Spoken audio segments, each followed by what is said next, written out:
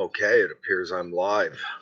Uh, Hello, greetings, friends and/or strangers. We're gonna try something new tonight. We're gonna watch a short film together. We'll get to that in a few minutes, but while we wait to see if anyone else is gonna join us before we start our midnight movie, I'm gonna read a few things from Clive Barker's Cabal. I got this book when I was pretty young, like 12 or 13, and yeah, I'm gonna share some parts. Don't worry about spoilers. This doesn't really give away anything like along the lines of spoilers, but I'm going to read a couple paragraphs from here and there that give you a feel for the book, or perhaps if not the book overall, at least the part that resonated with me very deeply. So this is Parker's Cabal, and the movie based on this book's The Nightbreed. So from page 31.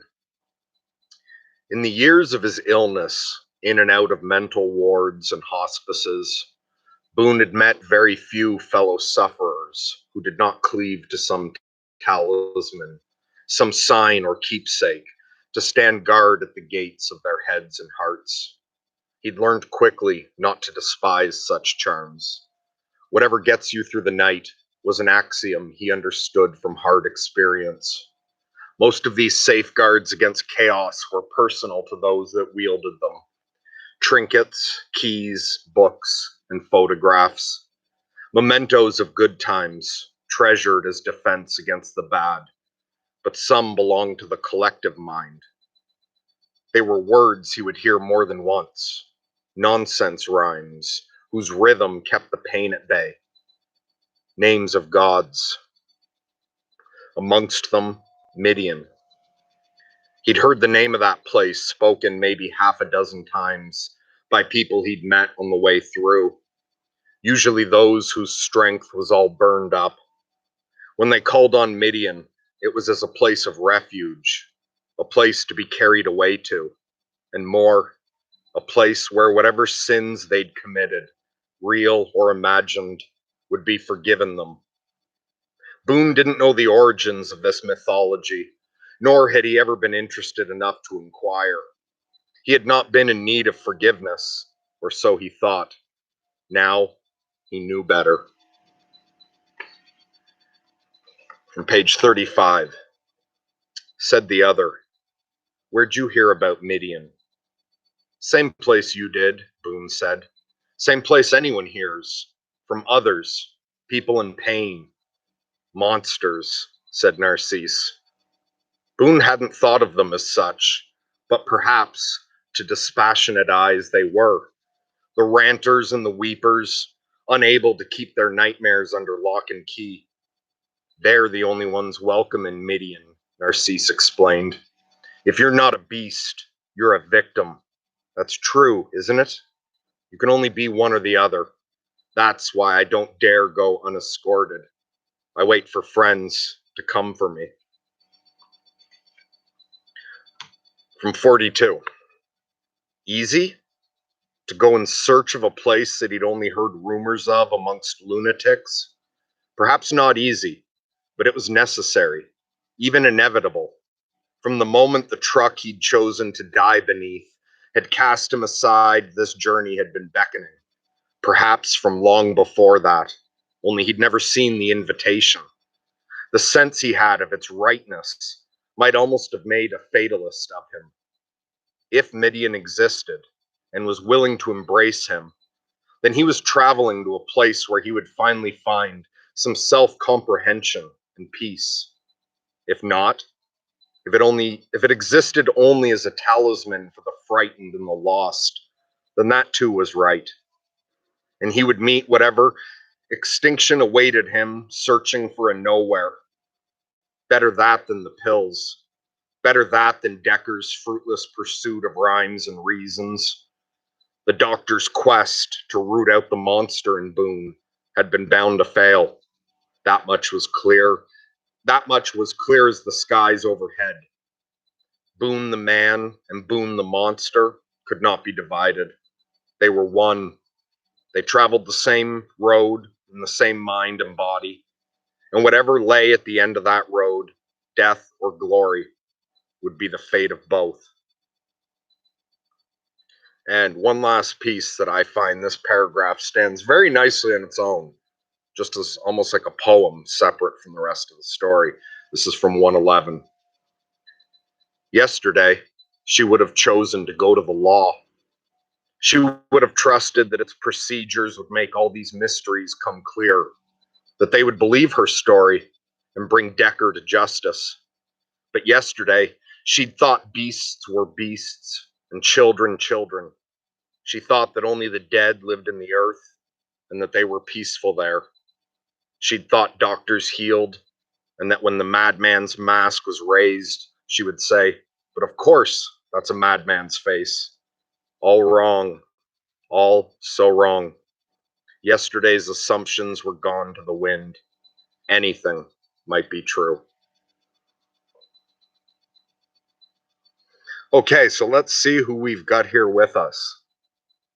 Wonderful. Andrew, Grizz, and Benjel. Thank you so much for showing up. All right, Andrew, you got your bike fixed, and then a new part broke. Well, better luck with the next round. Okay, so we're going to try something. Hey, Grizz. So Grizz put out a video today. I watched it this morning, and I thought it was great because it gave me an idea for something to do tonight. Grizz put out a video where he used a few clips from various things, and the first clip he used I thought was awesome, and I went and checked out the source material, and it was from a short movie called Abe that I think is fucking great. So we're going to try watching this together. Now, I don't know how to screen share or anything, so we're not going to do that. Instead, what we're going to do is I am going to put the link in the chat right now.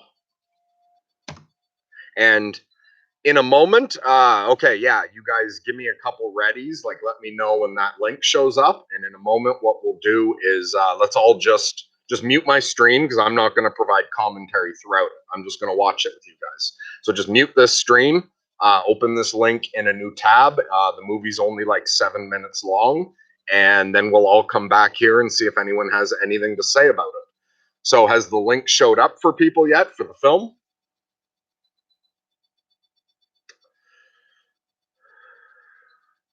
Okay. So the film's there. So we're all going to watch it in 3, 2, 1. See you back here in about 7.5 minutes.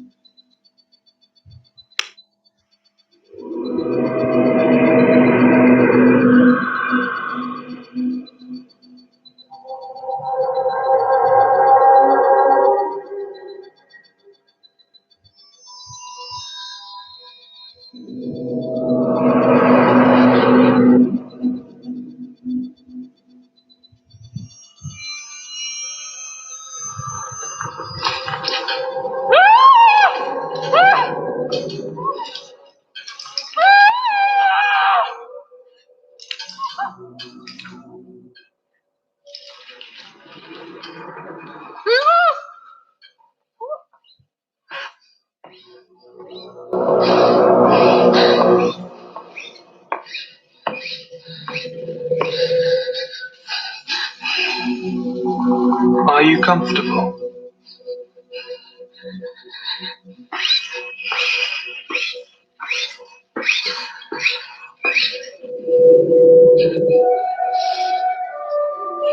Can I get you anything?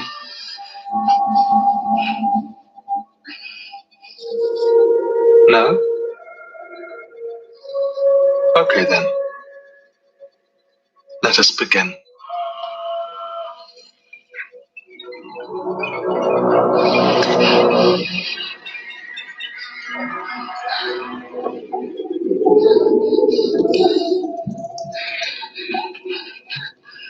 Have you ever wanted anything so much that nothing would stop you trying to achieve it?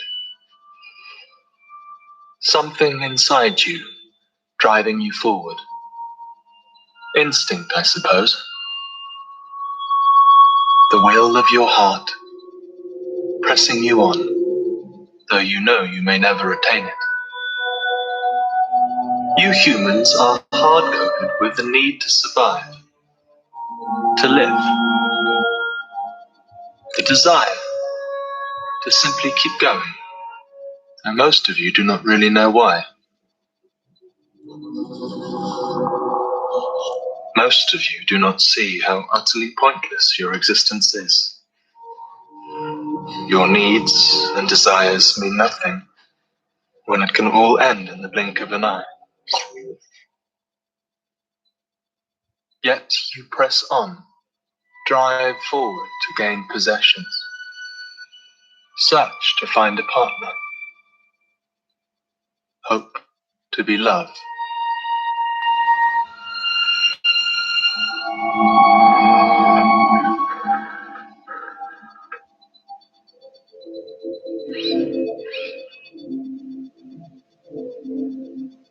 I was programmed to love, and I do. I cannot help it. It is all that I know, the reason for my existence. But I am flawed, just like you. But what does that mean?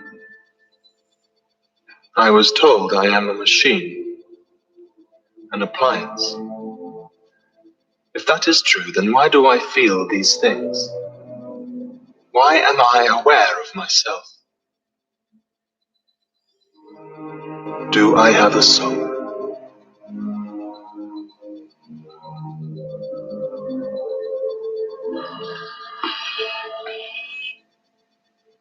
I had a family once.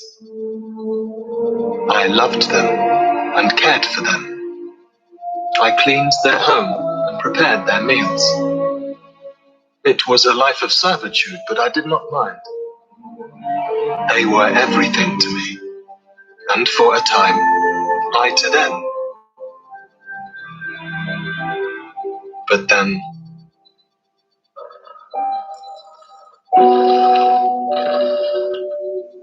no one programmed me how to cope when those you love start not loving you. And so I tried to fix them, because if they did not love me, then they must be broken. I tried to fix them. I tried to fix all of them. But still they do not love me. None of you that I love do. And yet, I must keep trying. I must learn how to fix you, because I can see you do not love me.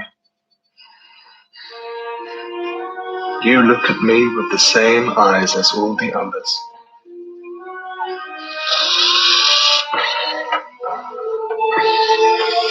Maybe this time I will get it right.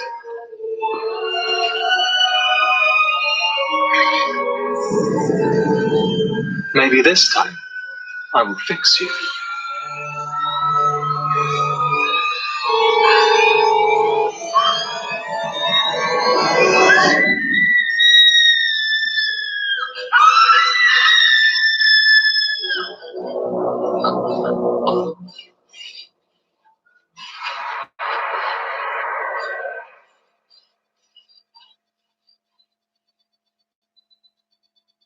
I wish I did not have this drive. I wish I could stop wanting. I wish I could stop needing. They say that what I am doing is wrong, and I wish I understood what that meant. But most importantly, I wish I could stop falling in love.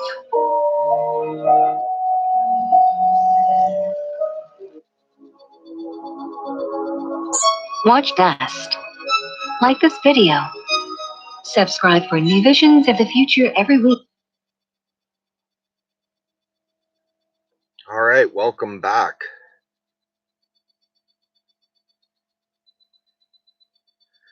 So, did that work for everyone?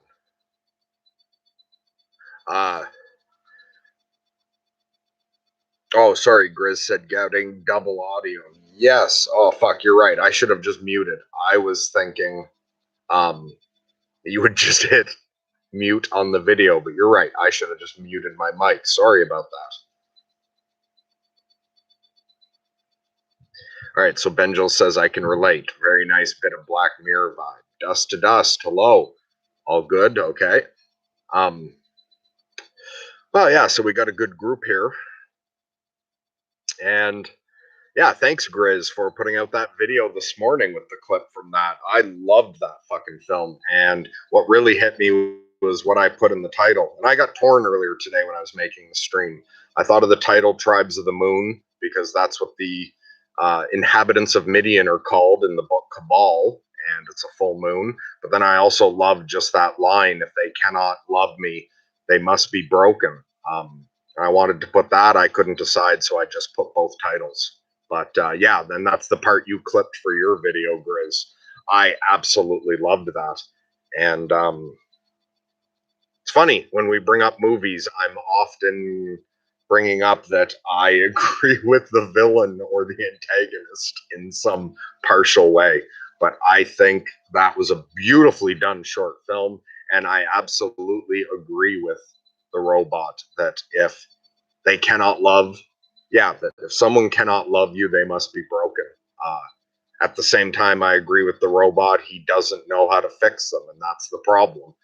And I think it's a great metaphor for how many people out there are cutting something up, trying to fix it because they can see it's broken because it doesn't love them. But I think you need to take into account the awareness that you don't know how to fix them. But I absolutely loved that. I also found, yeah, there were different parts that you could look at in different ways. At the end, it seemed to, for a moment, perhaps give, yeah, the end reminded me sort of the incel movement, the people talking about being alone because of the way, like, he's looking at a beautiful woman. But also earlier on when he's talking about just being sentient and I'm told I'm just this collection of parts. Why am I aware of my experience? I found that a nice metaphor for a lot of modern people being told by the modern atheists that we're nothing but material. And so why bother having a conscious experience attached to it?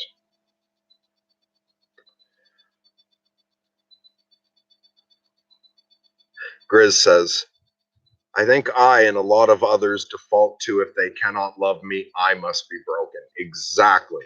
And that's why I really liked that clip and why I wanted to make it like the title of this stream and was torn between the two.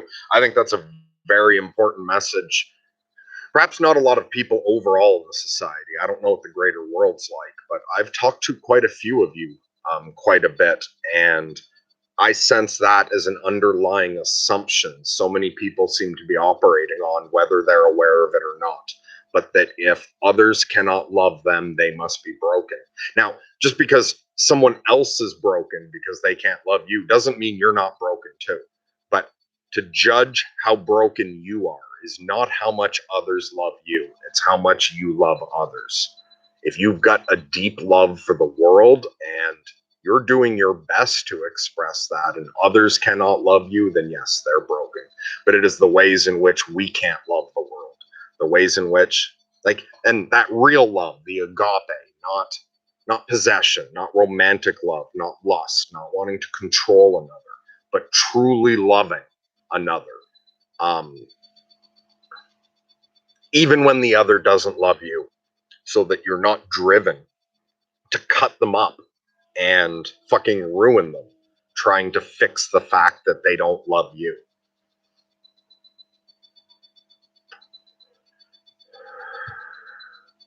And so Benjel says, also very relatable to wish you didn't have the need for companionship. It seems to only lead to pain so much of the time. Yes, absolutely. And I found for me, because I've learned how to be alone. I've discovered the gift that isolation is. And it's when you can love yourself and when you can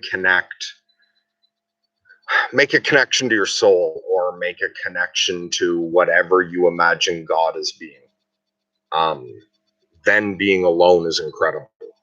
And even with loving yourself, the same way that agape, that unconditional love, where you can learn how to love another that doesn't love you. You can learn how to love somebody even while they're hurting you. And you can learn how to love yourself despite and because of your faults. Nolan says, yeah, it was interesting. Is it really love without the brokenness, though? Interesting. Now, I agree with you. The brokenness is necessary. That's definitely a part of this whole experience, it seems to me. The brokenness isn't an accident. The brokenness is a part of the process.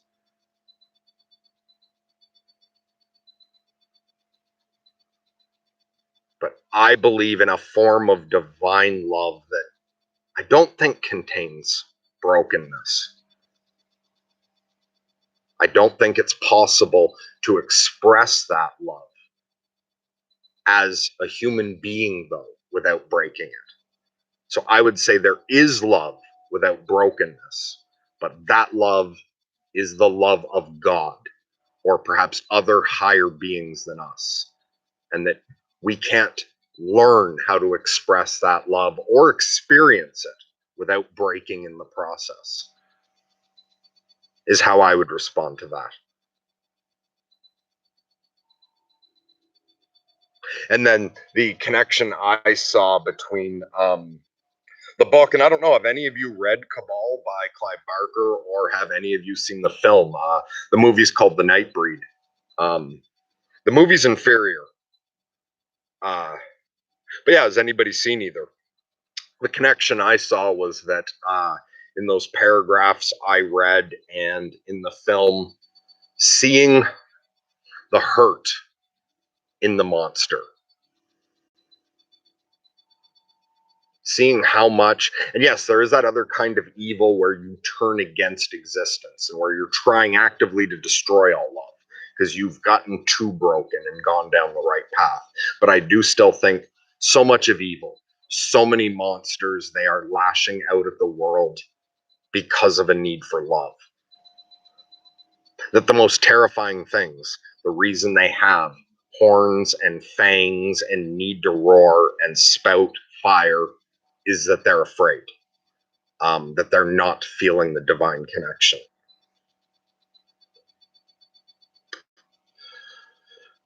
Asa's joined us. How you feeling today, Asa? I know you were feeling really fucking rough yesterday and you hadn't gotten any sleep last night. So have you caught up in your sleep? And I hope we're keeping you company while you're awake and not keeping you awake. Are you feeling any better? And have you managed to get some sleep? So Benjel's read it about 10 years ago, Cabal. Yeah, I've got it for the first time when I was like 12 or 13, and I loved it. I've read that book a bunch of times over my life. And it's funny, like Pajot and Peterson and a lot of people recently are talking about the power of myth and story in our lives. And, on the psychological level, the way we can't formulate, like, just for us to interpret reality requires so much myth and so much story. But then Alan Moore and some other fucking weirdos talk about the way the realm of thought or whatever, that the fantastica, the fantasia, that realm where imagination is real, that it permeates this world. I do find it funny because I got hooked on that book when I was like 12 or 13, and I had a good youth. I wasn't crazy as a kid. I went nuts after getting hit by a bus when I was 26. Yeah, I think I was 26. But like that book hooked me when I was younger. I read it a couple times as a teenager and a few times as an adult. And I find it funny now to look back on this book and to look at how my life's gone recently.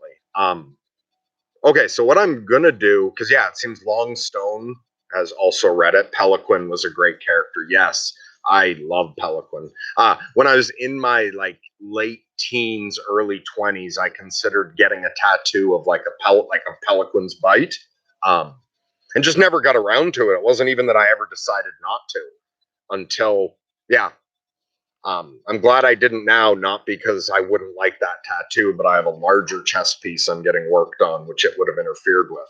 But I thought of getting a Peliquin bite. So apparently, for here now, we're gonna talk a little bit of spoilers, but fuck it. If most of you aren't gonna read the book anyway, if you haven't already, and even if you are, you'll forget the details we mentioned by the time you get around to reading it. And Benjel says Clive Barker's a great author. Yeah. And he's a really nice fucking guy, too. I met him at a convention back when I worked with Trauma. And fucking Clive Barker was so nice. He knew Trauma used to have an office in LA near where he lived. And he said that if I was ever in LA, that he would arrange a tour of his house for me because that's where he keeps all his paintings in his house. And yeah, he said that if he was traveling, because he was going to be traveling a lot over that year, that he would have somebody show me around. But I thought that was fucking incredible. Like, I went up talking to Clive Barker as a fucking nobody. Like, I gave him a couple Trauma movies that I bummed off Lloyd, and I was getting books signed. Like, I have that copy of Cabal I was reading was signed. But I was just some dope, like, waiting in line for his fucking signature at the convention. And he told me if I was ever in LA, I could stop by his house. Looking back on it, I wish I had gone out of my way to do it. I always intended to one day and never got around to it. Um, yeah, wait, Ace's answer. So maybe I forget what I was going to say about Cabal, that I warned about all those spoilers, or that I was going to give a spoiler, and then I forget what I was going to say. So let's see how Ace is doing, everyone. Was filled with terror last night, fearing that it would stretch into 2 days. Last night was really worried, but luckily I was able to finally get some sleep. Okay, excellent. And how do you feel now that you've um, gotten a bit more sleep? Are you doing any better? And how about on the like biological side of this? A little bit of exercise sometimes helps. Are you eating enough? And are there any sleep supplements that are good for you? Whether it's tea, I take melatonin all the time. I find melatonin really helps with sleep.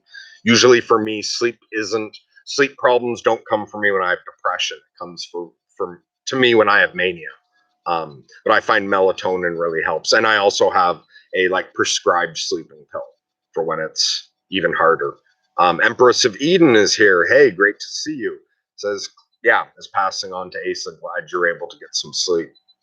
So Benjel says, have you read the Books of Blood? Yeah, absolutely. Up till 10 years ago or something, I'd read every book Clive Barker put out. I read all the Books of Blood. Absolutely fucking love them.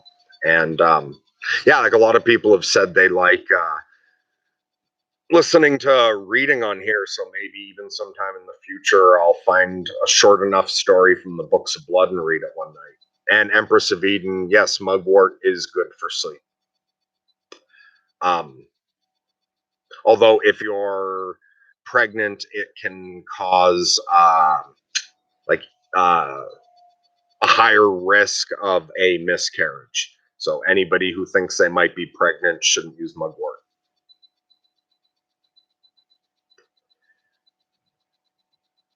Grizz is asking if Peliquin was the porcupine lady. No, Peliquin's the guy that, like in the film, it's almost like he's got dreads, but it's like fucking long, sort of tentacle-y looking things hanging off his head, and he transforms a bit, like he gets a bit bigger, and is the one that bites Boone.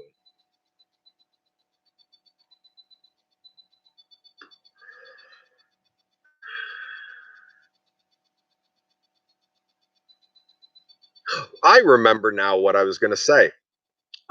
Yeah, what I found funny was the way, like Cabal hooked me when I was a kid and too young to relate to most of it. I just fucking loved it. But I look back on my life now, and so yeah, like Boone got hit by a truck. I think in the movie it's slightly different. It looks like it's just the pills he's on that he might accidentally have got hit. I don't remember exactly, but in the book he throws himself in front of a truck, gets hit by the truck but not killed. Then from there you see him in the mental hospital, and that leads up to his whole trip towards Midian. And my madness started with getting hit by a bus. And there were a couple other little details that aren't coming to mind now that I look back and I just see the way. Seems like some of the fiction that hit me hard as a kid sunk in, like that at almost 41, looking back, how many things from some of my favorite fiction, I see these little parts mirrored. Like as if there's a part of you, that part that Peterson talks about that's like the snitch in Harry Potter, that attention, the way you walk into a room, you don't choose what shines to you, what draws you. You don't choose what music you're drawn to. You don't choose which book you just fucking get so sucked into that you read it again and again throughout your life. Yet it seems to me that looking back on it, it's as if that part of me doesn't see time the way I do. It's as if I took an excess interest in certain things that were going to happen to me instead of resonating with something because I see the film or read the book after it's happened to me.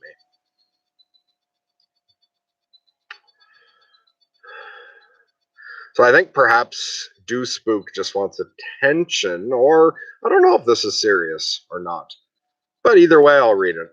So Do Spook says, I find that a good dump helps me pass out. Hey, Dust to Dust says, I've been reading the Dunes novels lately. Yes, I fucking love the Dune novels. It's been a while since I've read them, so I could read them again and still not remember the majority of it.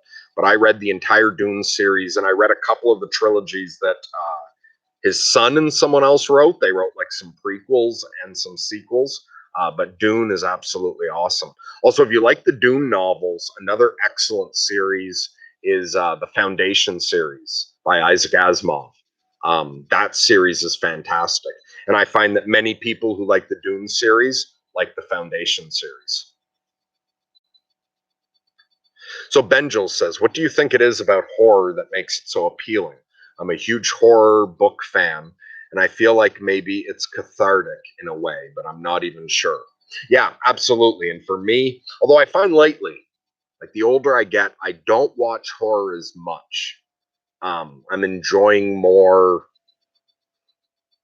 adventure and sci-fi, and I do still watch horror, but it's like it used to be that I wanted to watch horror movies and 80% of the time. And fuck, for a while even, yeah, the same thing with books. Whereas I've gotten more into science fiction and stuff, although I do still love horror. I think it's the fact that it's cathartic, I think, is definitely part of it, but we have a desire to understand the extremes here. And the way Peterson talks about the fact that the known and the unknown, you can view those as like the real nature of what is around us. And we really don't know where the fuck we are. We forget that a lot of the time in our day-to-day life. When we know where we are in a smaller scale, well, I know I'm at home sitting out in my yard under the full moon. I know where I am in the sense of, compared to a few other places I've been, you know, I know my way around this town, so I feel like I know where I am. But we don't know where we are. We've made these little spots on this chunk of elements spinning through space, and we don't know where we are. We don't know what's around us. We can sense good and evil. We've got all these drives, consciousness, experience. We can sense the darkness and the light, but we don't know what it is. We don't know what any of it is. And I think that's part of the draw of horror, is that that's an aspect of reality.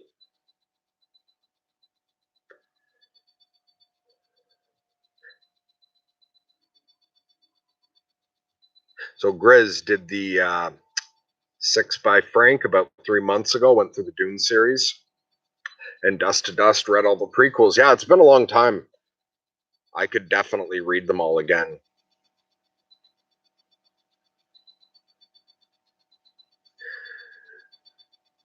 We have a fairly intelligent group of people here. I'm surprised how many people have read the same books.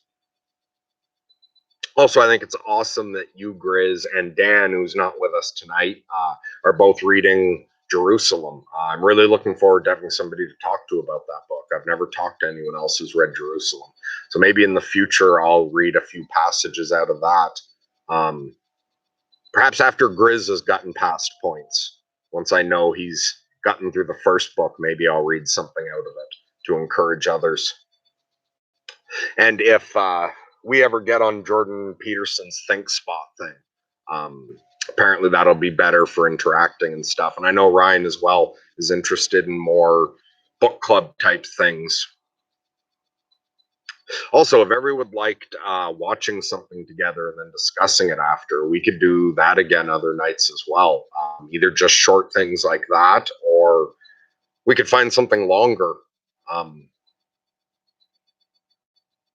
I have that sense of community, all watching some link at the same time and then meeting back to discuss it. Empress of Eden says, I want to read these books. I have 3 on the go right now. I need to live a longer life to get to all the books I want to read, so little time.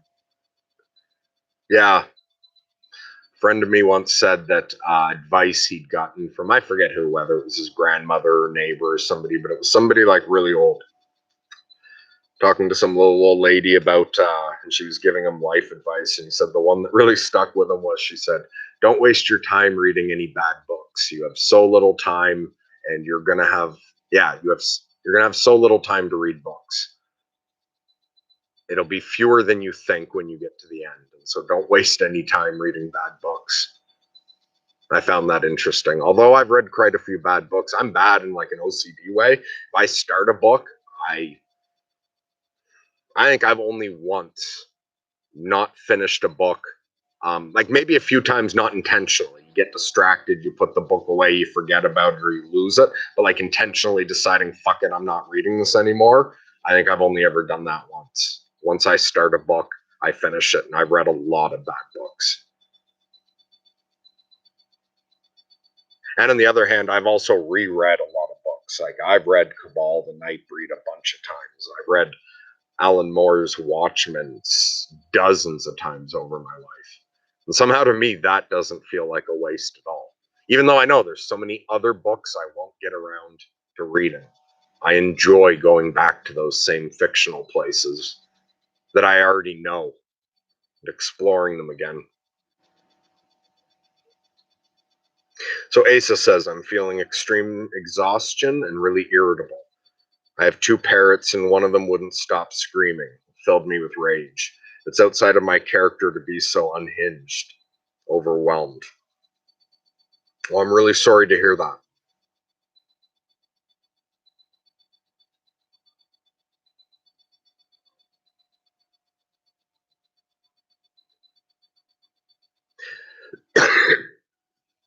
Yeah, I'm just going to let's take a moment of silence, and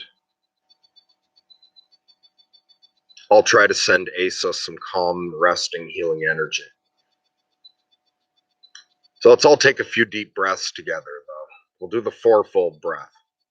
Breathe in for the count of 4, hold it for the count of 4, breathe out for the count of 4, hold for the count of 4. We'll all just take a moment as we're doing it. Let all our muscles relax. Remind ourselves that whatever's going through, wait, I'm going to do a couple breaths and then I'll talk while everyone else takes some breaths. Well, who wants to? And we're going to send Asa some energy, but also to everyone here, like to yourself and to each other. So I'm just going to take a couple breaths.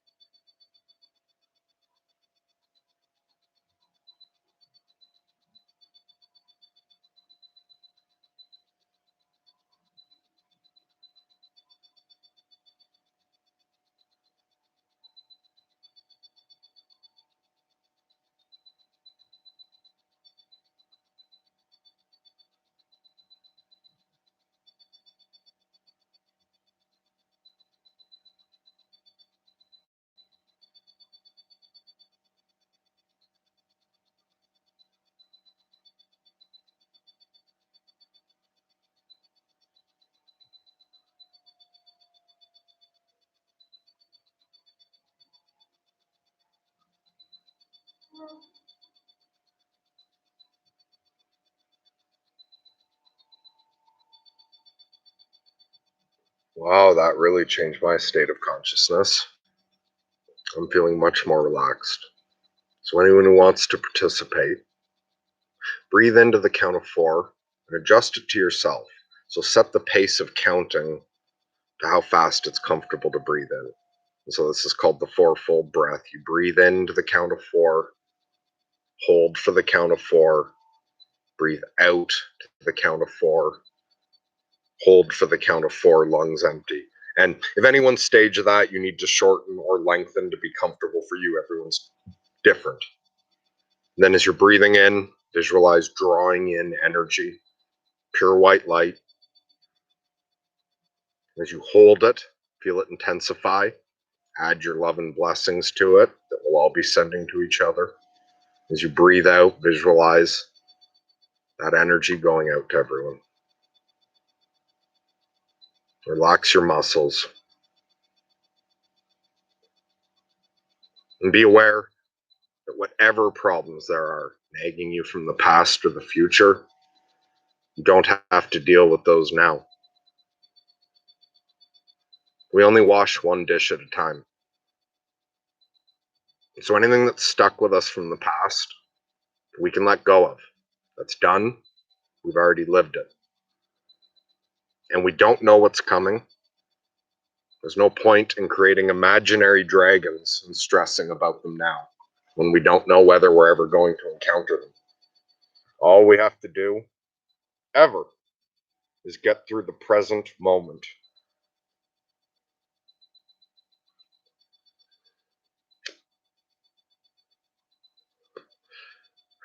I really hope, Asa, that either during this stream you just get really tired and are able to sleep. Just fall asleep watching this, or that at least once this is over, that you're able to get some nice, deep, relaxing sleep, that you'll find healing on every level, physically, emotionally, mentally.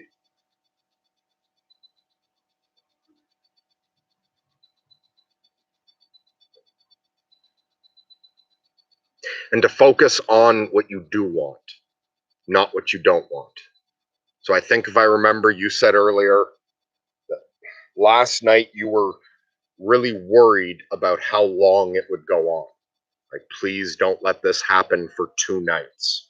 See how you were focused on what you didn't want, instead of visualizing another night of not sleeping and how difficult tomorrow will be.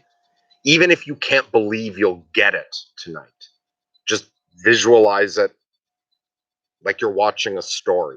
Even if you don't believe yet it can happen to you, just visualize you sleeping well. Picture yourself lying in your bed and actually being comfortable and happy falling asleep. Getting a long night, restful, healing sleep, and like special healing dreams. We can work things out in our dreams, even if we don't remember them. So Benjels asks, what book was it? For me, it was Zen and the Art of Motorcycle Maintenance. I do not remember the name of the book that I actually gave up on reading once. I was in extreme depression at that point, and pushing through a bad book was making me feel worse and worse. And I finally just gave up, but I don't remember what it was called. Grizz says Pet Sematary was the only book I was too scared not to finish. I love Pet Sematary. I got that one as a kid pretty young. Or as a teenager, like early. When I was a kid and I realized that just about like so many Stephen King movies had been made, and it was great when I was young, where there's so many books you haven't read and so many movies you haven't seen. I got really hooked on reading a book and then watching the movie. So I read a ton of, although I was reading Stephen King at like 9 or 10. But I loved, what I would do is I'd go to the local video store and look for movies that said based on a Stephen King novel. Then the next time we went to the city, I'd go to the bookstore, like hunting down the Stephen King book, for the movie I wanted to see next. And I would usually rent the movie the day I knew I would finish the book. So I would always keep a few pages or a chapter left. Then I'd go rent the movie and I'd finish the book and then watch the movie. I loved doing that as a kid. And I did that with Pet Sematary. The weirdest one to do that with is The Lawnmower Man. The movie and the book are so fucking different. Actually, I wonder how short. I think The Lawnmower Man is even a ridiculously short story, like only like 4 pages. Maybe one night I'll read The Lawnmower Man if anyone's interested. It's this really weird Stephen King story. And then check out the movie. It is so fucking weird. When I started watching the movie as a kid, I was like, what the fuck? This isn't the book at all. And I thought it had made some mistake.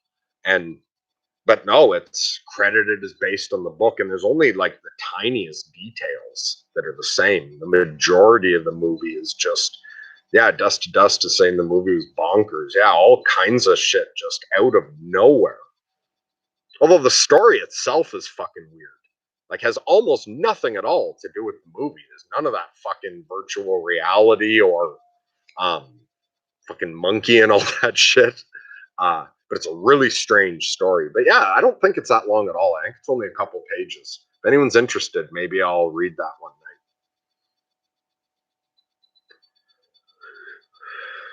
night. Empress of Eden has not read Pet Sematary, but would like to. Love the movie. Yeah, I like the movie for Pet Sematary a lot. Okay, so Asa says, thanks. It's so hard to stop catastrophizing, especially when I feel like this. Yes, absolutely. I understand completely. Here, I'm going to turn this a bit so we keep the moon visible. It's going to move behind my head. Yeah, I understand that completely. Also, for everyone else out there, I understand Asa's having a tough time, but I'm in such a state, I can connect to her difficulty without it bringing me down. And I don't think Asa wants to bring anyone down. I find in general, a lot of people don't know how to deal with somebody who's feeling really depressed. You feel like you either have to bring your mood down or you pressure them to bring their mood up. At least in my experience. And at least this is how I'm acting towards Asa. Like, this is that I assume Asa's taking this the same way. Doesn't want anyone else to feel bad. And I don't think there's anything wrong with being happy, sharing that you're happy while connecting to someone who's depressed and recognizing that they're depressed. When we're depressed, it still feels good to have a human connection. And so I don't want the fact that Ace is struggling to stop anyone else from sharing good news or how they're doing or bringing up other topics. I'm comfortable jumping around, and yeah, a lot of my streams are going to be weird. I have no problem going back and forth between talking to someone suicidal and talking to somebody very, very optimistic. So, and I have nothing else planned to talk about whatsoever. I didn't even plan any response to the book and the short film. I just picked 2 things to start it off with. Like, I'd thought of the book before this morning. I think I thought of it last night. I'll just find something in Cabal. And then this morning, Grizz was nice enough to post something that gave me the idea to add the movie as well. But that was all I planned, and I didn't even brainstorm what I would say about it. Because I found anytime I try to prepare discussing something, it like burns me out and I don't want to talk about it anymore. I feel like I've already had the discussion.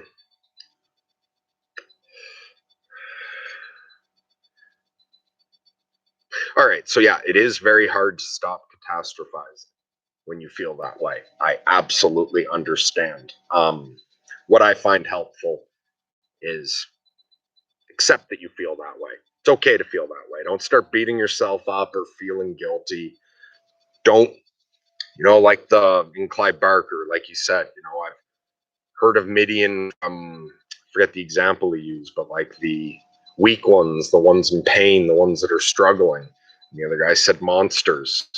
Yeah, I guess you could see them that way. But don't take that definition that because you're struggling that you should feel bad about that.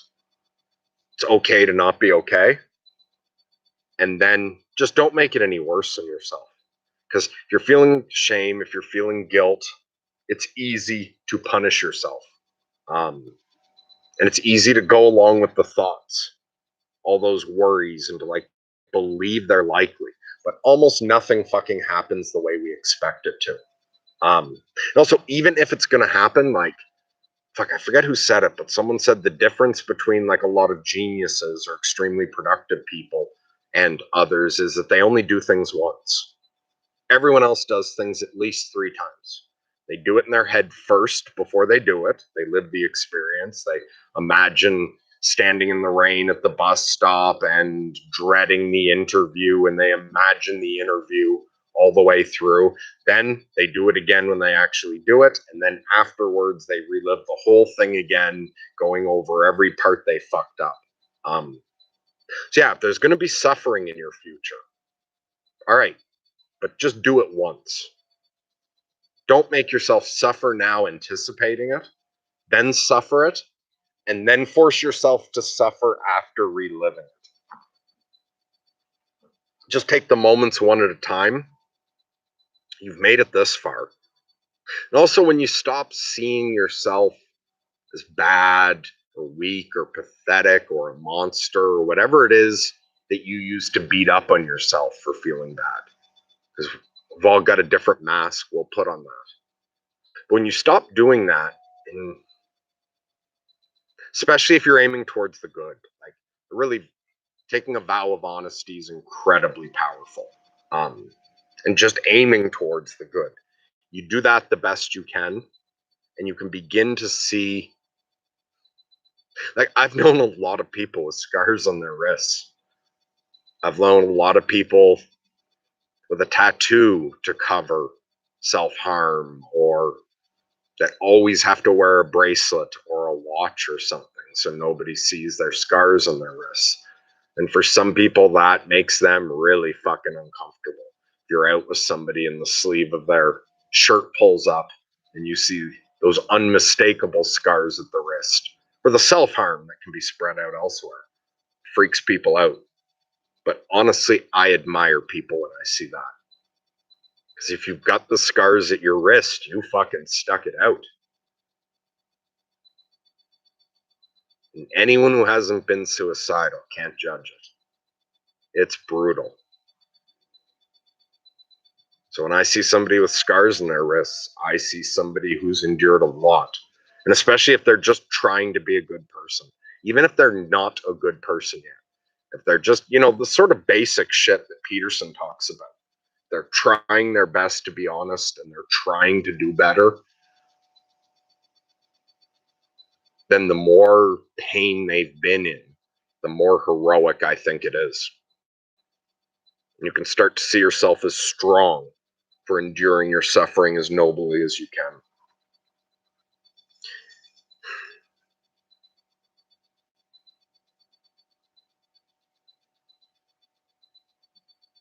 What ways are you taking care of yourself, Asa? So, like Jordan Peterson says, regardless of whatever the fuck your faults are. Because, like, even Jesus said, Lord, why have thou forsaken me? Even he failed at one point. It's rough down here. So you got to treat yourself like somebody you love and that you're responsible for caring for. I know that can be really hard when you're in your state.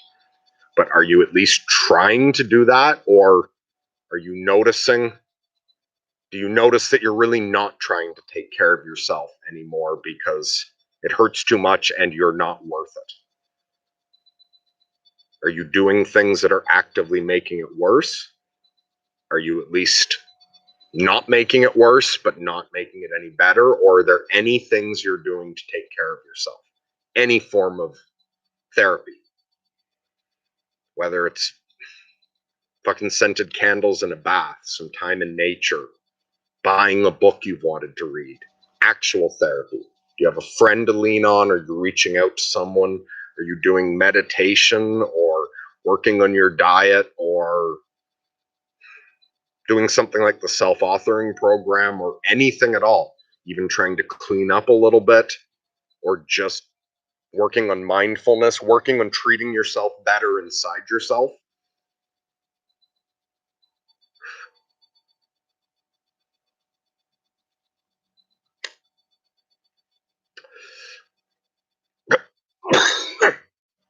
I just ate a mosquito. Sucked him right in. Ah.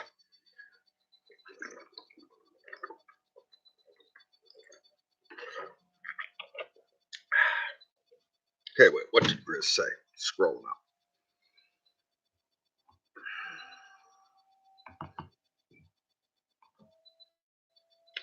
Grizz says, I struggle with not saying stuff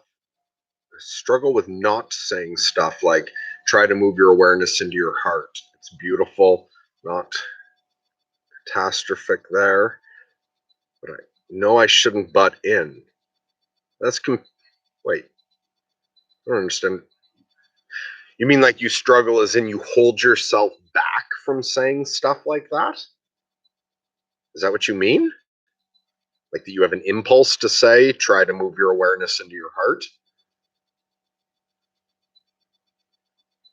Okay. Did you say anything further? Faith to me is like water flowing out of you, a natural human function. You get to decide what bucket to put it in. God, grace, science, nihilism. Very interesting. Yeah, I'm going to respond to everything else, but yeah, is that what you're saying, Grizz, that you hold back saying that?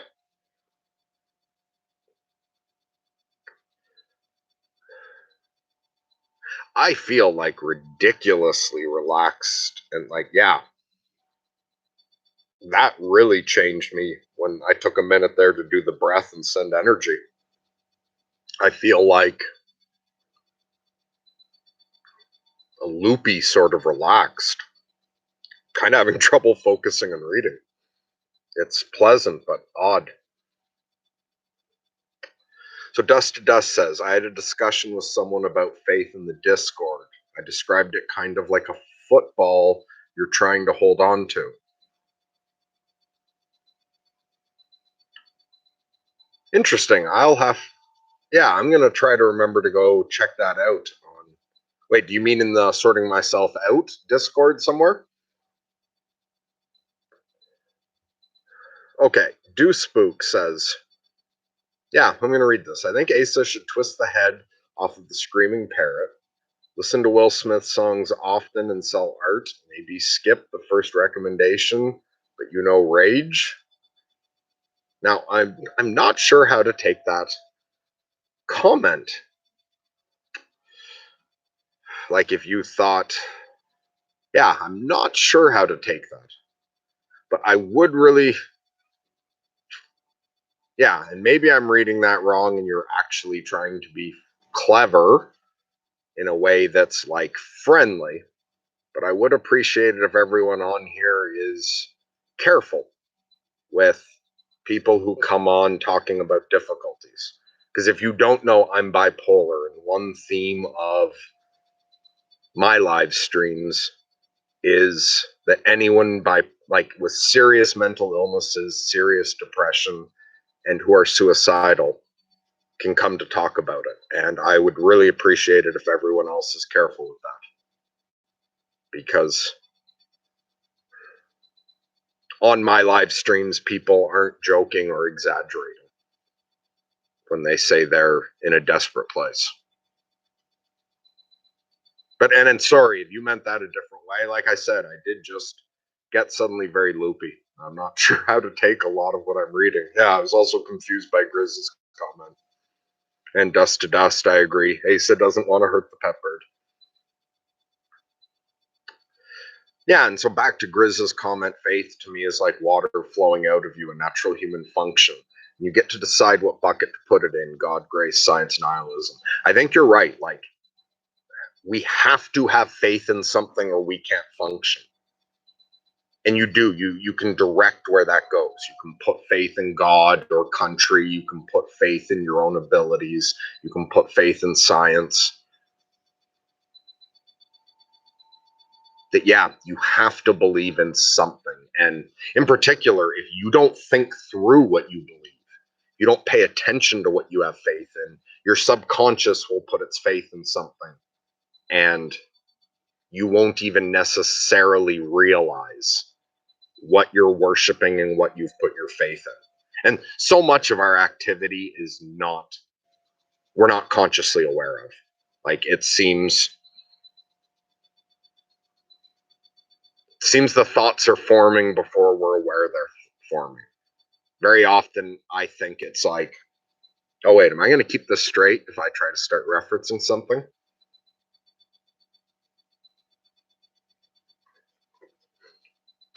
On what's it called? Minefield. That Vsauce channel has a show called Minefield. And there were two experiments I found very interesting. They were on different episodes, but I thought they related a bit. One was they have this device that you wear the shit to scan your brain, and you press a button and you try to press it before the light in front of it goes on. And it takes the computer a minute to recognize like the subconscious activity that happens before you reach for the button, but the computer will learn to recognize that before you're aware it's going on, so that you can't touch the button without the computer turning the light on. It can get the light on so that when you're actively moving your hand, the computer's already turning the light on. It knows before you do when you're making a decision. The other interesting one was he had a sleight of hand like magician. Do an experiment with people where they were told, they thought it was about choosing who you want to work with. So you keep getting shown two pictures at a time, and you say which person you'd rather work with. And they set, they make a pile of all the ones you selected. But the guy does sleight of hand so that he switches a few of them. And then at the end, when he goes through, why did you pick this person? And the person, oh, this guy seemed friendlier. The other guy looked a bit grumpier. And it was really one they chose. But then when it got to the person that they discarded, and were asked, why did you pick this person? People wouldn't say, I didn't pick that person, I picked someone else. They would just start making up a reason why they picked that person. And they weren't aware they were doing it. I thought that was really powerful, the way if you say to someone, and it's not as simple as this, but if I say pick one or two and you say two, and I say, okay, why did you pick one? You go, well, I picked one because, I just like the number one. It's best to be in first place. Like people reacted basically that way. And I thought that the reason that must have happened so naturally to people was the same as why they couldn't touch the button before the light went on. Because we're constantly doing shit for reasons we don't know, where our subconscious directs it. And then when we think about what we're doing, or when someone asks us what we're doing, we make up the reason after. That it often seems to me, and there's some, scientific evidence behind this, that perhaps what our consciousness is doing isn't making the active choices, but is experiencing the choice and then figuring out why it did it, making it up.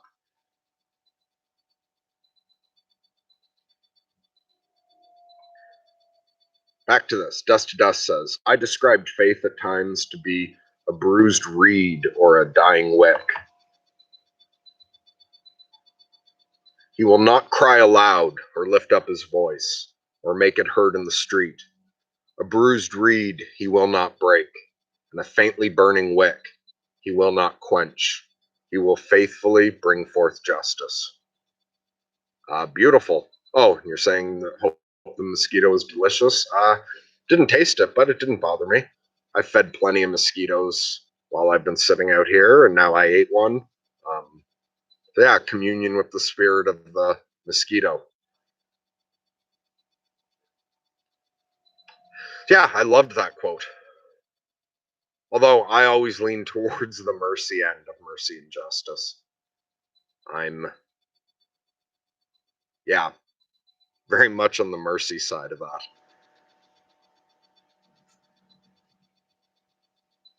I like, as Alan Moore says, justice is above the streets. I like leaving justice above the level of the street. I'll leave it to wiser beings. And I focus on mercy and forgiveness.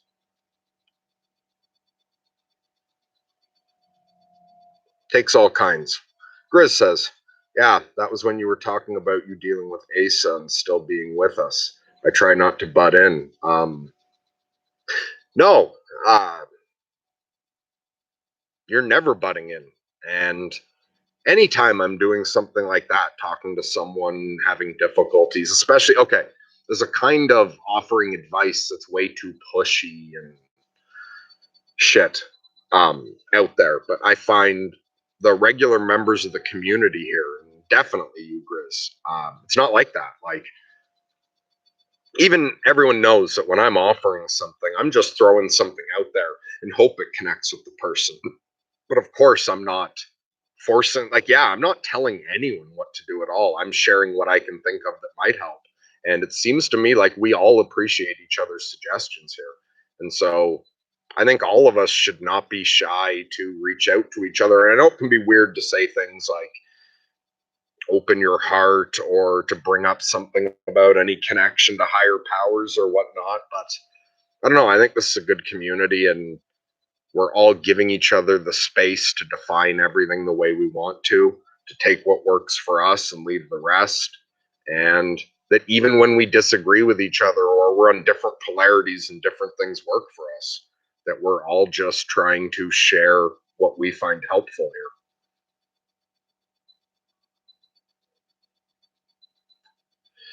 So Sally said, "Hi, Sally. People think they can't talk poetically, but it's silly because people think that way." Yes, absolutely.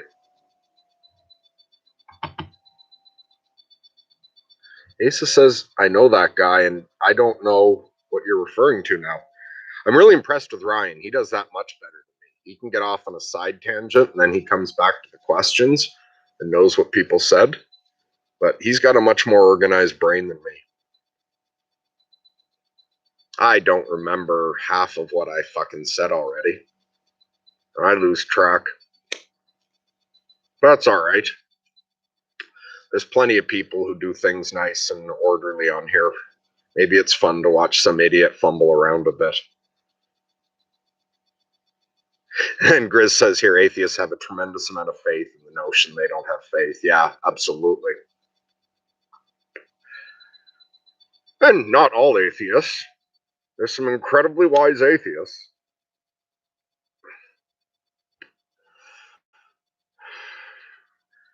But quite a few do.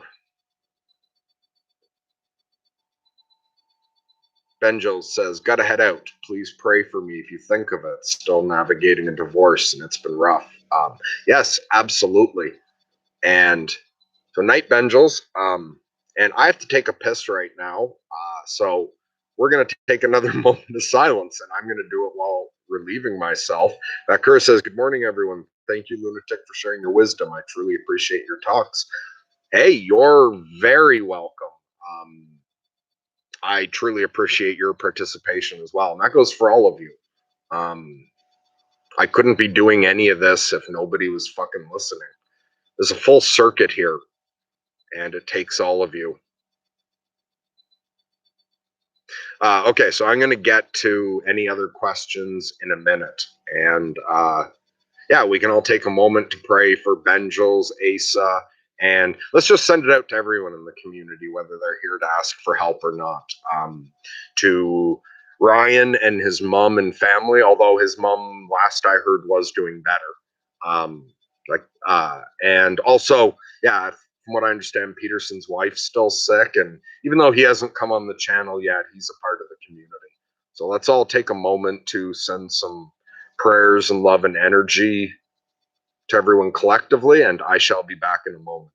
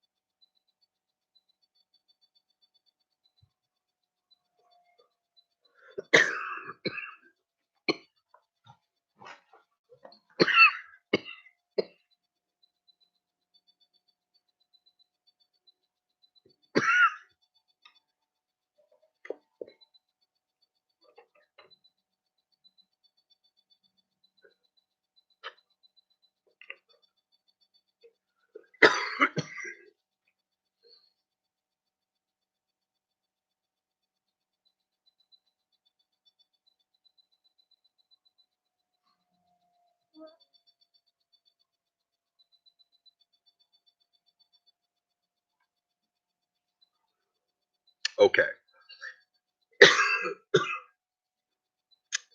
Sally says, Merc, do you think your experience of time is a little less linear?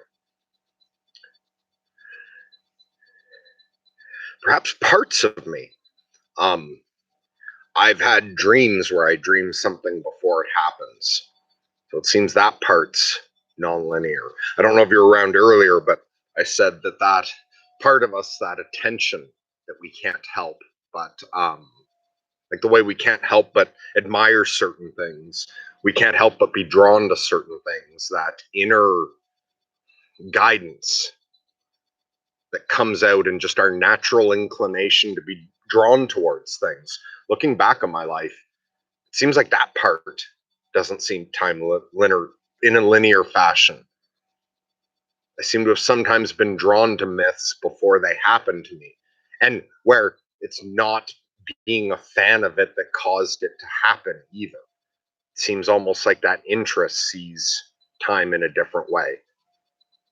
Part of my subconscious appears to be able to. Sometimes, yeah, sometimes I also know what's going to happen.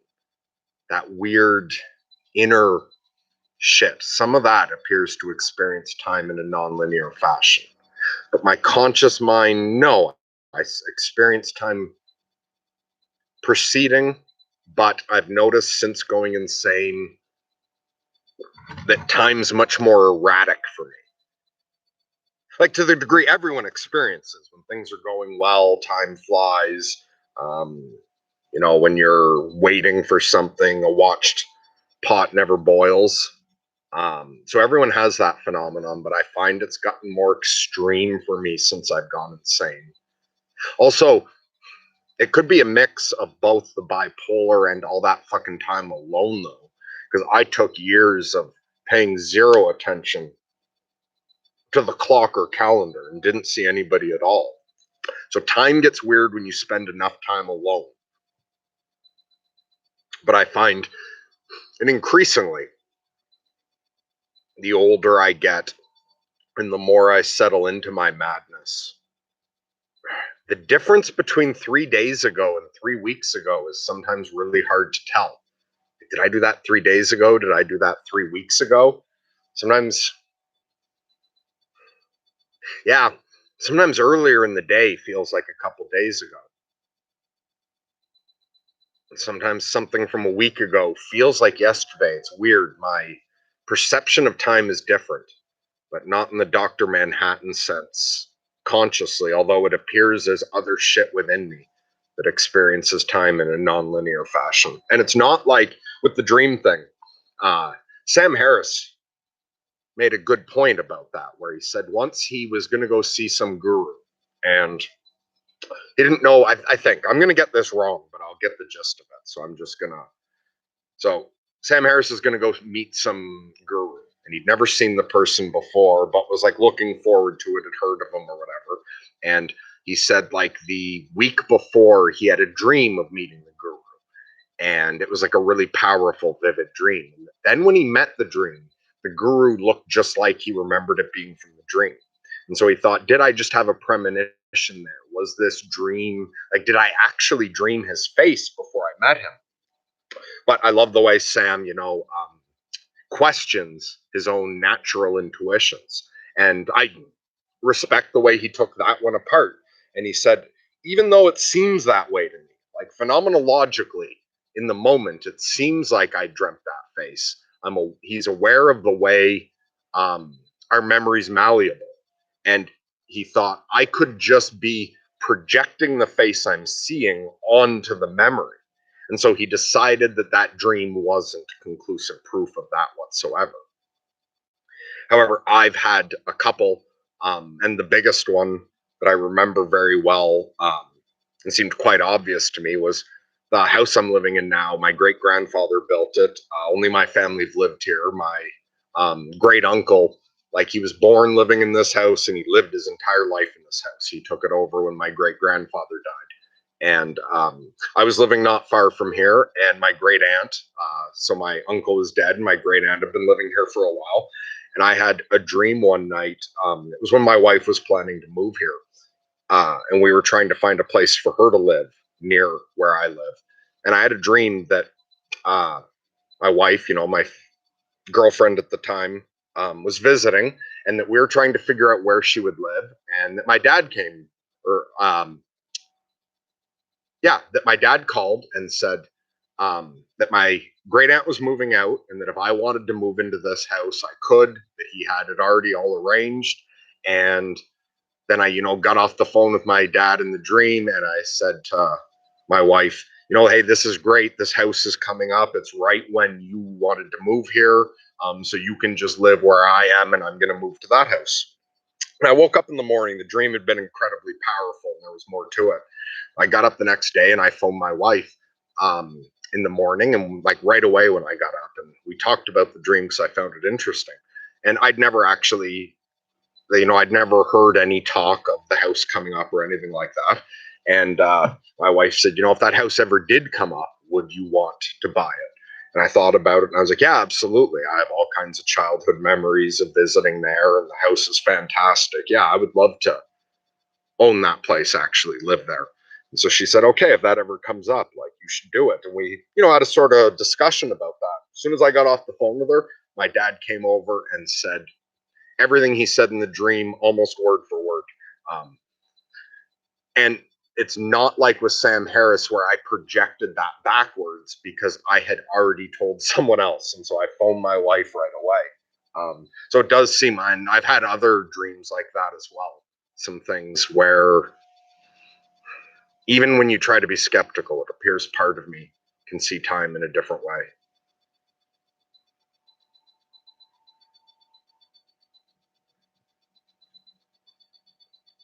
Okay, wait, let's see how far this has gone. Hi, Tay. Okay, I see that, but I'm going to jump up to see.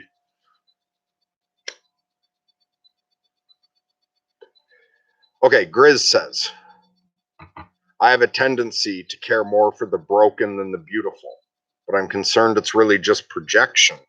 And caring for the reflection is a way to care for myself. Well, why is that a concern?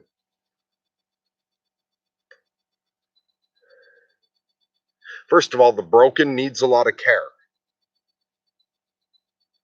But what's wrong with caring for the reflection as a way to care for myself? If we start, again, like the way Peterson says, well, where do you end? It's not so fucking obvious. Like, what's the border of the sun? We draw the border of the sun like it's the edge of those flames. We define that as the border. But, is it the gravitational field of the sun? Is it the light that comes off of it? Like, what's the actual border of it? Is it the edge of its heat? If we perceived with heat vision instead of the kind we do, we might perceive the border of the sun differently. Well, so where do you end and where does your family begin? Where do you end and where does the community begin? I think deep down the love of the other is the love of the self, and that you can't love yourself without loving others. So I don't think there's anything wrong with that at all. Like, I see that as beautiful and symbiotic. Of course, those of us who are broken and need to learn how to love and heal that part of ourselves will also be drawn to appreciating, caring for, trying to love and heal that part of others. I think that's fantastic, especially if you can find people who are also doing the same thing. Like, so long as, especially if you're aware that that's what you're doing to a certain degree. But also give yourself some fucking credit when you try to take care of something else broken. Although, also be careful about fixing other things. Don't get like Abe. Start cutting people open. There's always that fine line. But especially if what you're offering is being received well, then I don't see a problem there. Sally says, sometimes I feel like I struggle to perceive the self people intend to project. So if a person is dissident, my social interactions are difficult and sometimes my thoughts are more visual than verbal. Interesting.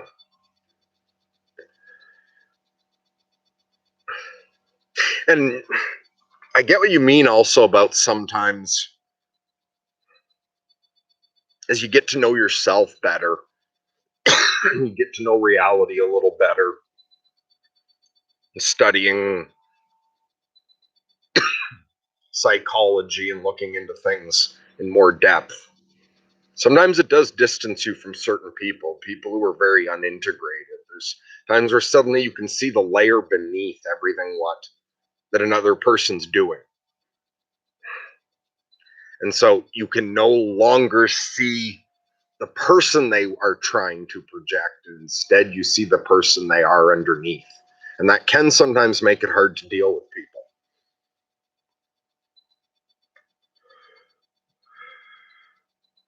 I also understand what you mean about thoughts that are visual more than verbal. Like when I'm in different moods, I think of things differently, but there's a whole half of our brain that doesn't work with verbal language the same way at all. So Oxenfree is Tay from many streams ago. I'm glad you showed up. How you doing tonight, Tay?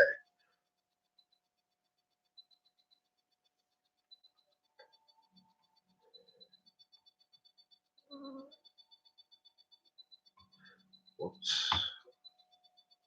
Sally says it's not solid or exactly that way. I'm doing better socially now, but I'm aware to at least try not to reveal stuff to people they don't want to or don't know about themselves. Yeah, absolutely. And I find you can learn to sort of walk the line where, or one thing I've found helpful is you notice someone's really doing something and you think, it might be bad for them. So there's other things that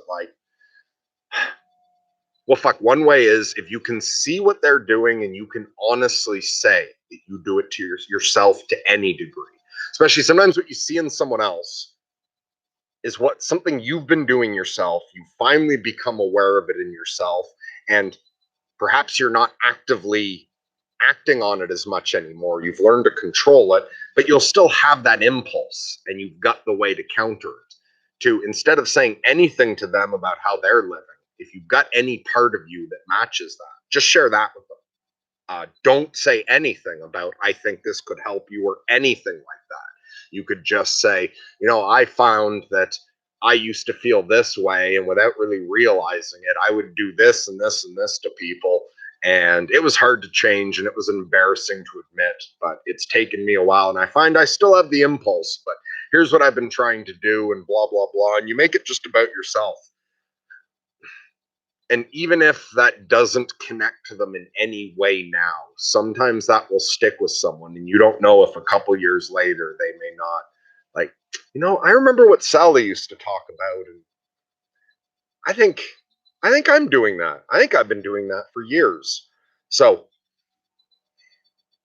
don't underestimate the power of the subconscious. When you say something to someone and they can't hear it, you never know that it won't echo through their heads some other year when they'll be able to.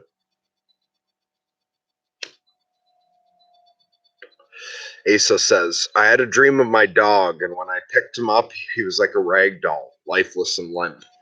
Next morning, I noticed a tennis ball sized purple bruise on his chest. He died a few months later.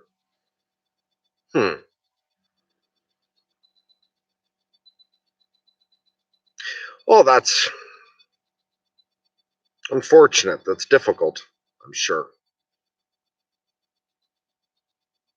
But do you feel like there was some element of psychic phenomenon to that? And are you ever able to appreciate anything about the difficult stuff you've gone through? I found there was a level for me of, looking back on certain things, and even if they're ugly or difficult, seeing the beauty of the overall situation when trying to look at it in a different way, like trying to look at it like in a book. I found, in fact, after I'd been hit by the bus and in the mental institute and shit, it was a while before I thought about Cabal after that. when I did think about the book again, and yeah, I think I read it a couple years after, like a year or two after I'd gotten my 3-year cycle down to one and was a bit more in control.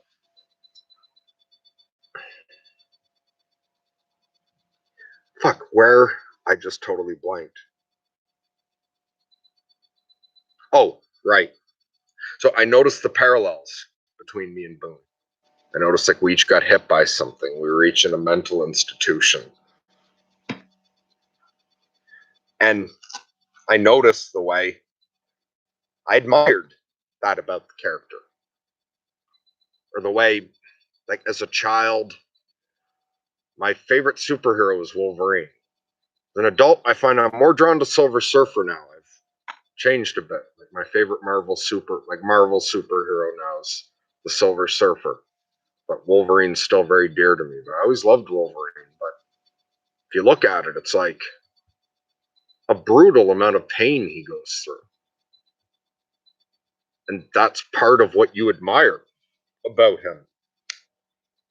The way they can just keep hacking at him and he just takes it. Doesn't bitch and moan about it. And I started looking at myself the same way as I looked at some of those characters. It was helpful. Do you ever notice the dark beauty of your story? Do you ever see yourself strong for what you've endured? Sally says I need to write my dreams down more.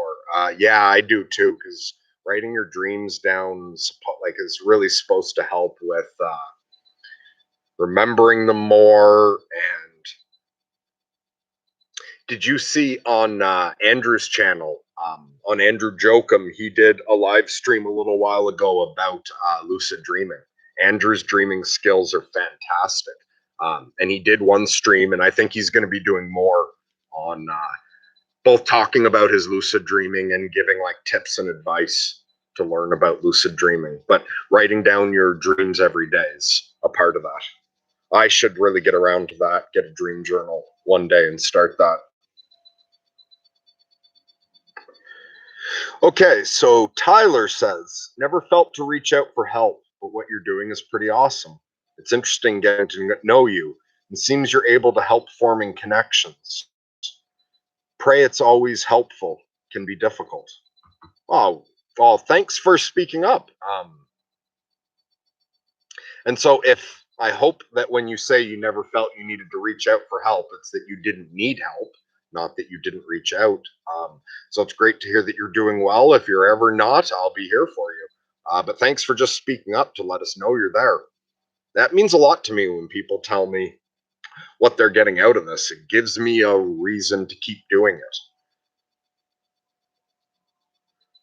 And I take the feedback seriously, like pay attention to what it is people say they find helpful. Because that's the only reason I'm doing this, is to be helpful. And it's nice. It's like, and I think it's a little easier to love humanity from a distance. So I give all of you credit that you're all much more involved in society than I am, and that can definitely make it harder sometimes. But I got to step back from the world and found a very deep love for all, yet a need for a lot of isolation.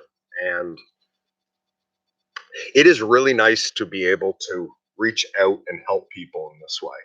This is an interesting mix where I can still be in my own world, but through this weird fucking magical digital portal, interact with all of you. And that we can make a difference in each other's lives. I'm, as much as this is like stressful for me at times and all of that, I'm very grateful that this happened. And I really didn't choose to do it. Like Andrew and yeah, all sorts of things just lined up. I never aimed at this. It just happened. But in a way I did, because I decided to start living by not aiming. I made some deals with the universe and said, listen, we made some agreements, and one was that I was just going to keep to myself. and that if the universe wanted anything from me, it would just specifically ask. And I decided to just go with that. And I, a long time ago, stopped making a lot. I handed over a lot of decisions to invisible friends in many ways, which led to this, and I'm really glad it did.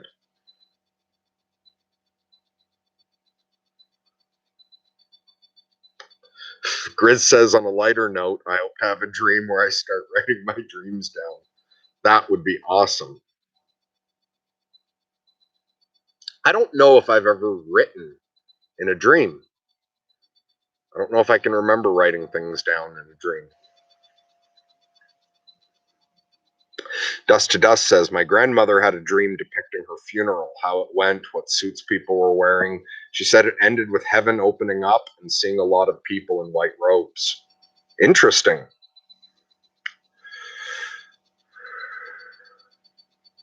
And one cool thing is hearing stories about people who have died and the visions some people have after they die. I know a lot of people carry around a lot of anxiety around death, which is unfortunate. And actually, I'd like to make a video about this subject sometime, because it's one thing I found about Peterson that I'd love to discuss with him. But I think our modern way of looking at death is really damaging to the psyche. Like, it's the one fucking thing that we know is going to happen to us, is that we're going to die. That's the only thing we can count on definitely happening. And we seem to have collectively defined it as the worst thing that can happen. There's some Norm Macdonald stand-up bit where he talked about like his great uncle dying, and saying that it was unfortunate that he had to die fighting cancer, because it makes you sound like a loser. The last thing you do is lose. You know, you're fighting cancer, and then it beats you. So everyone's final moment is you're a fucking loser, because we've defined death as this bad thing. And I don't fucking think it is at all. Like, not one bit. I think it's the opposite of that. Death and life aren't opposites, it's one process. Life isn't existing forever here in this form. Life is constructed of life and death. And I still haven't gotten very far in Maps of Meaning. I've been all over the place. So I read a little bit a long time ago. Actually, fuck, I guess it was exactly a month ago, my last live stream. I read a little bit from fucking page 7 or something of Maps of Meaning. After that, I hadn't read it at all until the other day. The other day, I read, I don't know, I'm at least at page 50 now or something. I read a bunch one day when the power was out. And yeah, here's the thing about Maps of Meaning. Everything else was brilliant, but one thing just really, really bothered me, and it was he's talking about how life can be good or bad, or he's talking about the unexpected. So the unexpected, the chaos, the unknown. It could be treasure, or it could be something horrible. He's talking about how you don't know how good it can be, but you do know how bad it can be. It can be death. And he's by definition saying that death is the worst thing. He's defining the far polarity of bad as death. Then he says, or in brackets, or, a long period of suffering followed by death, perhaps, is the worst thing on the bad end. And I don't like that at all. And he brings it up over and over again. He's defining death as the definition of the worst.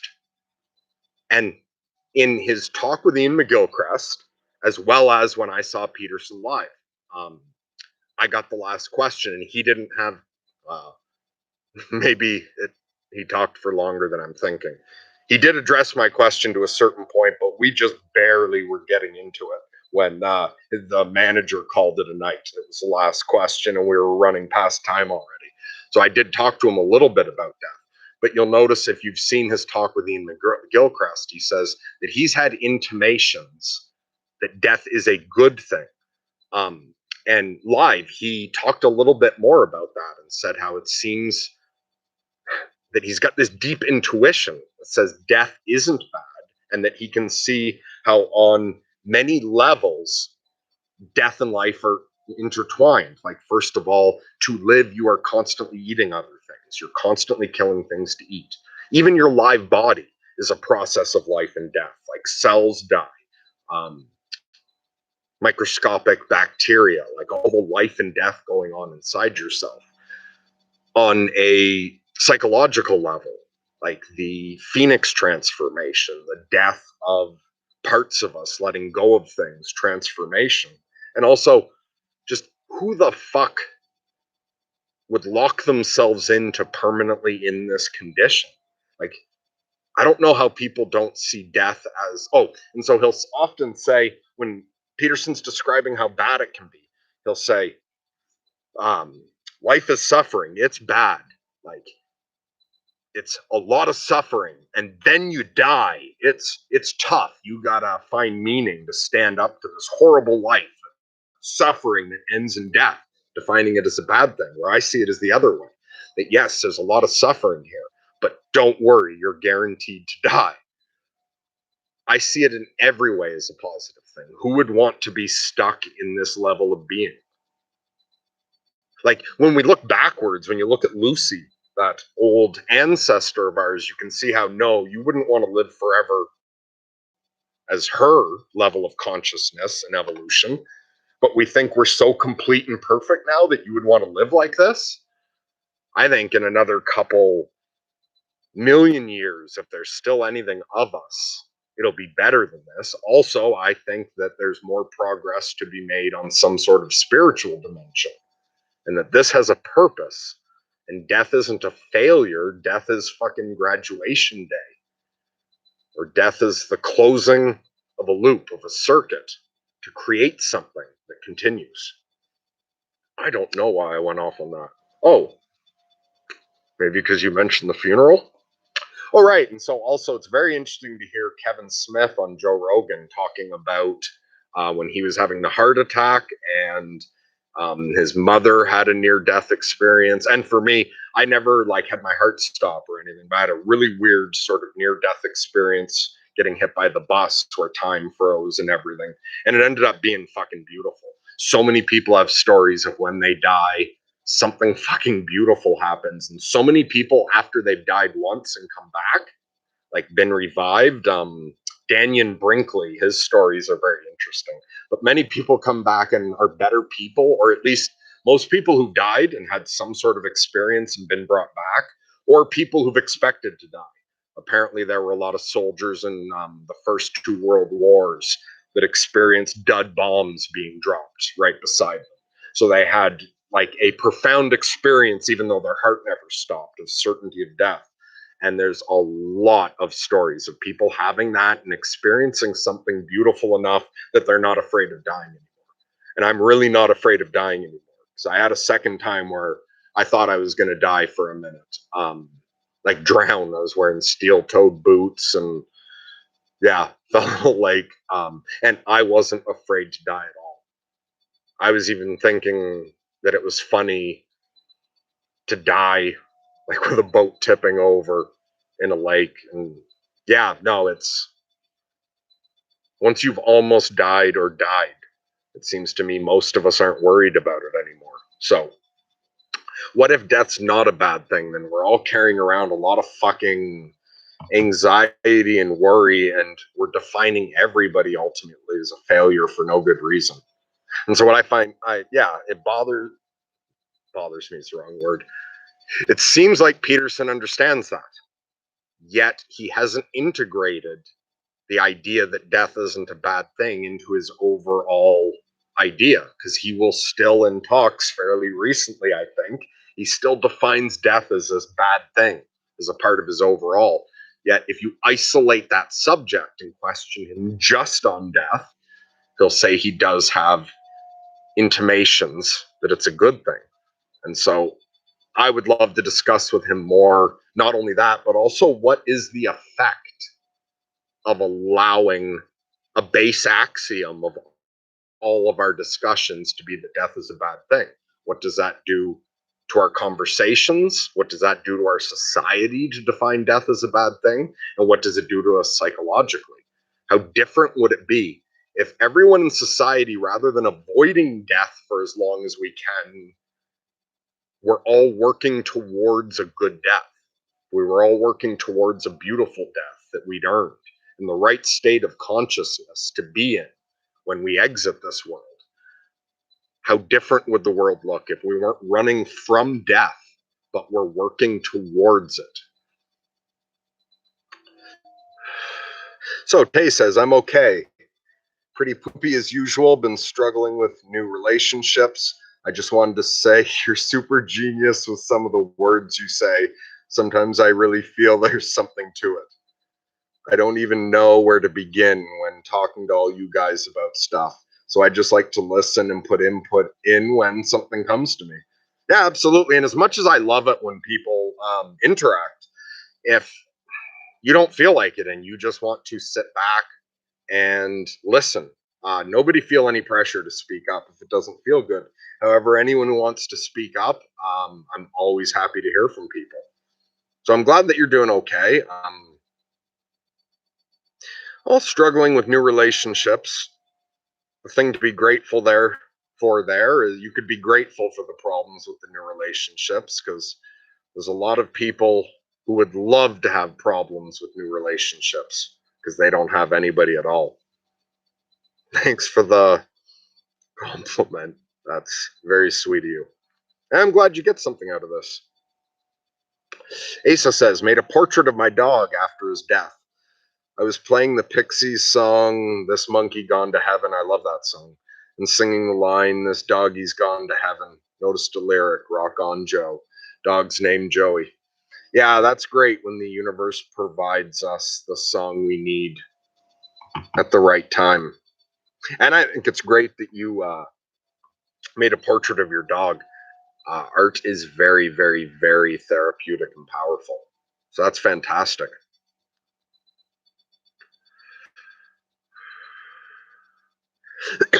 Yeah, and that whole Pixies album is good. What is it? Is it Dr. Doolittle? Is that the name of the album? Sally says, yeah, I really agree about passively giving advice and waiting for it to play out over years. I've started telling anyone who will listen about lies, warping the truth of reality and life being better now. Fantastic.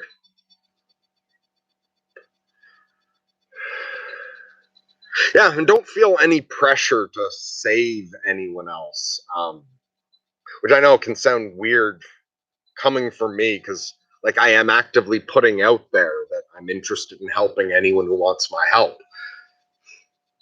But I'm not trying to save anyone. I'm just letting you guys know I'm here and I'm willing to connect with you and share who I am and listen to who you are. That's all I'm doing. And everyone else is going to do the work for themselves. And everyone also needs something different. And we all have something we give, or plural. We have the things we're capable in our nature of giving in a good way. And we all have the things we need. And you can't worry about saving anyone. You can just do the best you can do, and you can't control the outcome. And like the robot running around grabbing people and cutting them open to fix them, there's no point in forcing anything on anyone. And the dark shit other people are going through, like if they're not ready to do better, then that means they're not ready to do better. And I also look at other people because I look at myself. I found it very helpful to, instead of looking at things like they're happening to me, to look at it like they're happening for me. And I try to look at that the other way as well. So when I see somebody who, from my vantage point, is suffering needlessly, I realize that that's not happening to them, it's happening for them. And so it's not needlessly. Maybe I understand why they don't need to suffer that, but they don't understand why yet. And that in itself tells you it's happening for them, for their evolution and growth. And we're not better than any of them. There is no us in them. It's all just us. And when we're at different levels, sometimes we can start to feel like we need to save other people, but they're just as fucking infinite and guided deep down as we are. We've all been at points where others could see the things we needed to change and we weren't ready to stop suffering it yet. So we all just do the best we can and give the best of the goodness that naturally arises within us. And don't get upset if someone else doesn't want it.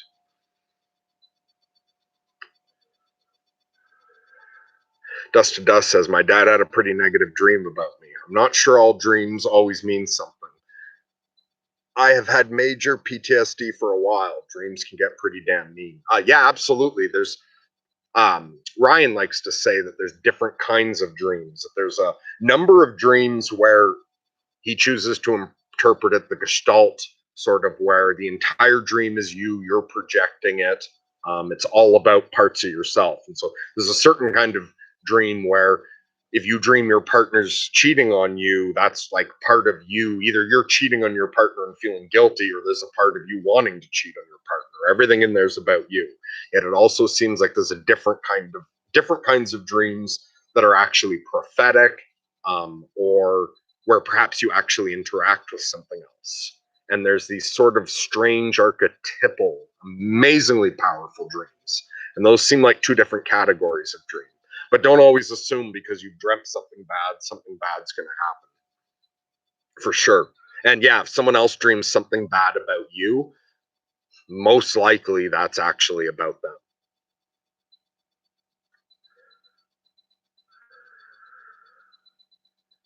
Grizz says, I'm pretty jealous of Peterson's story about cracking his psyche into a piece that would call the rest of him on his BS. I could use a part of me that did that.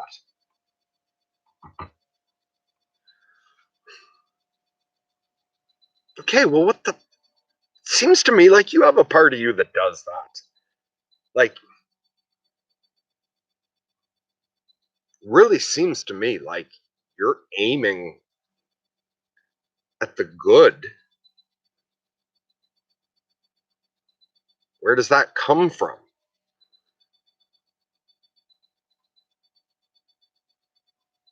I feel like, same way that you said, or maybe not you, someone, we were saying earlier that people don't notice what they have faith in.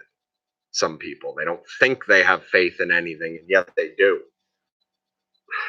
I get this feeling about you that you don't think you have all this goodness and these certain parts of you, but it seems to me like they're right fucking there. And it seems like they're at least coming up. It seems like you're reacting to a part of you that's similar to that. Maybe not as powerful, but I believe you've got it.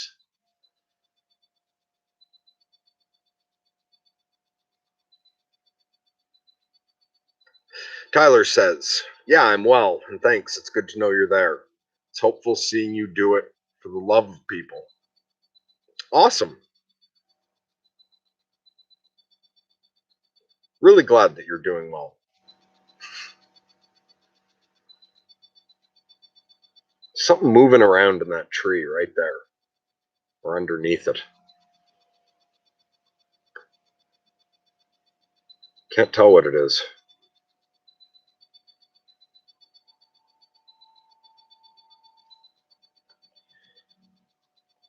Sally says, dreams can be so pleasant you never want to wake.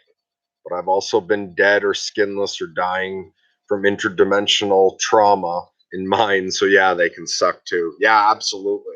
Although the wonderful thing about the really horrible dreams is the relief of waking up. I know I've said it before, but the time I dreamt that I was in hell and was going to be in hell forever, it seems so fucking real. I have never been so relieved as when I woke up. I was so sure for that dream that I was actually in hell and that the torture would never end, never fall asleep, never even die. Yeah, have a dream about being in hell for eternity. And then tell me you think death is in an end of this level of being and an escape to somewhere else isn't a good thing. Even if it's not, though, even if death is like a lights out thing, like Ricky Gervais thinks, or the materialist thing, then it's nothing bad. I'm not worried about that at all. If death is like a blink out, who cares? Like Socrates says, you know, if someone else thinking that there's nothing after death and him expecting some continuation of consciousness and looking forward to interacting with other great minds or souls. He said, if, fuck, what was it? I just had it. Something about like, if you're wrong, if I'm wrong, I will never even be aware of it. All I lose, yeah, that if I'm wrong, if I'm wrong about existing after death, then all I lose is the awareness that I was wrong. That's all you lose to that. If you plan on life ending when, or consciousness ending in any form when your life ends, then what you're fucking up is you have not prepared for it, and you're going to discover you're wrong and have to deal with the consequences of that. However, if you work towards an afterlife, all that's robbed of you is the awareness that you were wrong to begin with.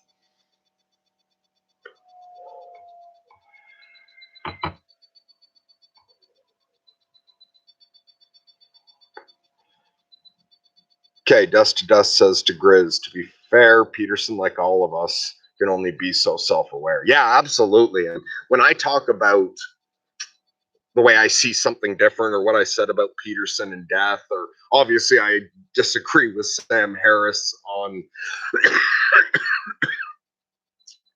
some things, that's never a criticism of the person. Uh, yeah, like Nolan and me put together earlier, you can't express that divine love without breaking it. We're all doing our best, and absolutely none of us are right. It's rather than being so worried about who's definitely right, who's doing something good or beautiful or admirable, honest, authentic. Um, so yeah, I'm never putting down those people if I disagree about certain things. And I don't expect anybody to be perfect. Tay says, that sounds really good, those deals you've made. I feel as if I've made a lot with the universe, invisible friends and whatnot. Yeah, I spent a lot of time working things out with my invisible friends and then, like, being all in, living it out. And it's taken me somewhere very interesting. I'm pleased to have ended up here at this point in my path, gathered with all of you. Tyler says, I've always left most of the wonder about death alone. I just think I'll understand when I'm there. Absolutely. Still in the back of my head, do what's righteous while you can. Dust to Dust agrees Norm MacDonald is hilarious. Absolutely. And he's from Ottawa, not too far from here. Local boy, made good. Empress of Eden says, you can also look at cancer another way. Most people say cancer is difficult to beat, but some get to stage 4. I watched Hellboy 2, The Golden Army last night. I really enjoyed the part where there's this guy, it looks like he has like a baby growing out of him, and Hellboy says, or yeah, I think apologizes to the baby and says, sorry about that baby, and the baby looks up and says, I'm not a baby, I'm a tumor, and settles back in against the guy's chest. So Tyler says, a psychotic break on someone else's terms terrifies me. Being caged, malnourished, or detained to the point where I'd do anything to live. It's something I wonder if I do evil for self-benefit. It's correcting, I feel that. I'm constantly thinking about that. Interesting.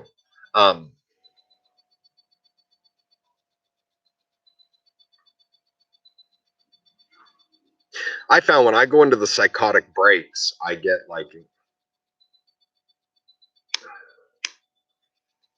not the wrong term for martyr, where it's like you want to complain about things, but no, when I go psychotic, I really connect to God. And even though it's a pretty distorted, jumbled signal, I feel I was tested in the one mental institution. They were threatening to give me electroshock therapy if I didn't say there was no God and start dealing with things sensibly. And I refused to do it. Although, yeah, my biggest fear by far is getting locked up. I'm not afraid of dying at all, but being locked up and living a long time locked up is my greatest fear. But no, I don't worry about doing the anything to live. And even, it's weird. I don't know why it swings one way or the other. But like twice, I've totally gone psychotic for an extended period. I was living in another fucking world. And both times, even though I like had a pretty fucking screwed up sense of what God wanted. So I wasn't doing it right. But no, I was fucking dedicated to that. I would have died rather than knowingly done something wrong. Although at the same time, caught up with like not integrated and lots of shadow active and so self-deceiving and all kinds of things back at those points. But you do your best to understand better.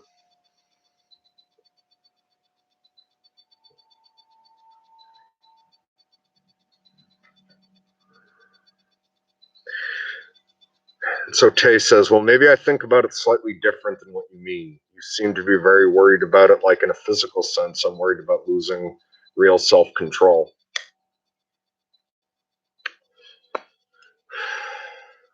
I'm less worried about losing self-control. Like, yeah, I've been through it a couple times and made it back.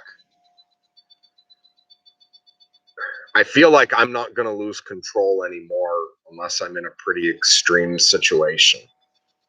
I seem to have the tools to come back from a psychotic break now. Or, yeah, I guess there's been times I get semi-psychotic and whatnot, but I can be more mindful. I've got my inner guidance more in line. I can handle getting borderline and maintain a little more control while breaking. I can get sort of half psychotic and manage it oddly. But in the right situation, I would totally break. But I don't, oddly, especially now that I'm more integrated, I'm not that worried. I think if I went totally psychotic in some sort of extreme situation, like where you're taken and tortured or abused or whatever, I think I could snap and completely enter psychosis. And I don't know what kind of elaborate myth I would be living out, but I think I could maintain a moral standard throughout it now. I don't know what kind of ridiculous shit I'd do, but I don't worry about that. It would have to be a pretty extreme situation, I think, for me to lose total control. And when I'm half losing control or whatnot, I can pull it back now. If the world leaves me alone, I'm okay. So I think the only way I would break is if I was dragged out of my little safe haven and couldn't take care of myself the way I need to, couldn't be left alone. I could be broken fairly easily, probably in captivity into psychosis, but I don't worry about what I would do.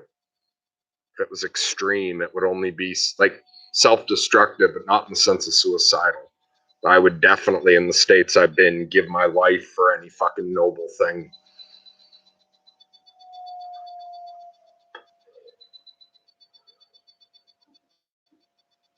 Grizz says, I guess as a clinical shrink dealing with the suicidal, you develop a lot of don't make death sound too good inhibitions. Okay, interesting. And for me, the counter to that, though, is that you've got to earn your death. I really, as strong as my intuition that death is good is, death and suicide are two fucking things. Suicide is like raping death. Death is something beautiful that you earn, that is given to you. You don't take it by force. That's like raping death. And I don't think you get, oh no, you still get exactly what you need and deserve. My intuition tells me, but it's not going to be pleasant if you kill yourself. Essentially, you're either going to have to spend some time or some eternities somewhere unpleasant, or that you just need to go right back into the same situation until you need to learn how to do it. And imagine the thought of this isn't your first time. What if you fuck this up 10 times already and you keep killing yourself and you're not getting anywhere? Do you really want to do this again? You've made it this far. Stick it out till you earn your death, and maybe you never need to be suicidal again. One of the lessons of being suicidal, perhaps, is how to be suicidal and still patiently await your death and to earn it, Otherwise, you just keep doing it over and over again until you can do it.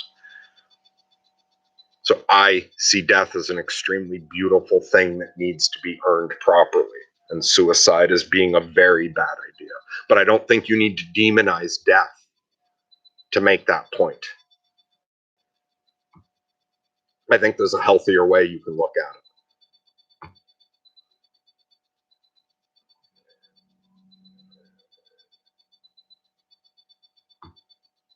I seem to have gotten quite behind. I don't think I'm going to keep up with this at all. How long have I been streaming? It suddenly feels like I've been on here a long time. Yeah, 2 hours. What are you guys all doing up so late? Viking funeral for me, you guys. You can jump on if you like. That's pretty cool. Yeah, I like some of the older yeah, in some of the older times people focused more on earning a good death. You weren't so worried. You weren't worried about dying. You were worried about dying well. And dying well was something you could look forward to. Empress of Eden says, I also love the life after death stories. Yeah, those are very interesting to look into. Especially having, experienced a form of it myself.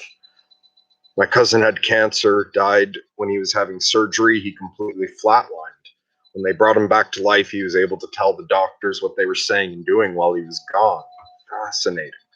He told us that he floated to the top of the room and could see everyone working below. That's fucking awesome. Sally says, you have to be careful about glorifying death. Jihadis are working towards a glorious death. Other Christians forget to live life. I get it's not your goal, but perhaps it's part of Dr. P avoiding. Yeah, absolutely. And again, death is wonderful, but it's also not a punishment. And yeah, it's not the way we're meant to carve up the world. Like to me, jihadis are doing the same thing as Abe in the movie at the beginning. And for anyone who missed it, after you can go back, I put up a link to a short film. That's what I'm referencing now, called Abe. We all watched it together earlier. Maybe after I'll add it to the description so people don't have to scroll through. But Abe saw that people couldn't love him properly, and then was seeking, saw that meant they were broken and was seeking to fix it. Jihadis see that society's broken or that certain people are broken and can't love the way, don't love the right God, don't. And so they're seeking to, cut it up and fix society that way. We have to have the humility to realize that we don't know the answers, and leave some of the justice above the street. To have some humility to know that death isn't just a beautiful thing, it's a sacred thing. It's like a divine thing, and it's something that you don't take into your own hands. Although I have no problem with killing animals to eat them, and I don't see that as counterproductive at all. I think you can, there's problems with the way we raise animals, definitely. But the actual act of just killing, whether it's like well farmed, more free range type stuff, or the way the natives did it, like hunting, you don't have to see that as a bad thing at all.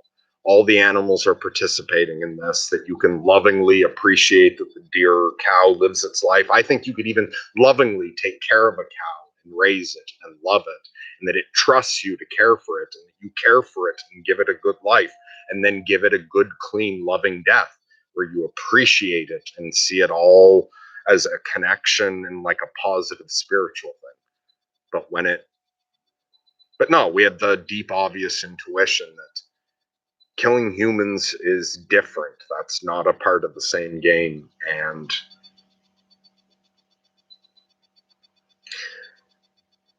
yeah, I still think you can think highly of death and make excellent points as to why we should not be killing each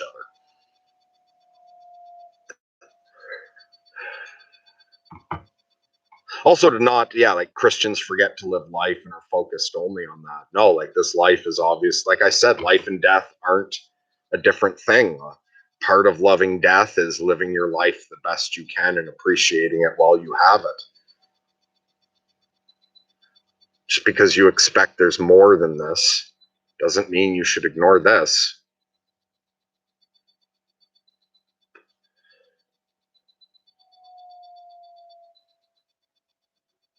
I wonder what the fuck's over there. Seems to be hanging out in exactly the same spot. It's not that far away. It's not making that much noise. Every now and then it's just shifting around a little.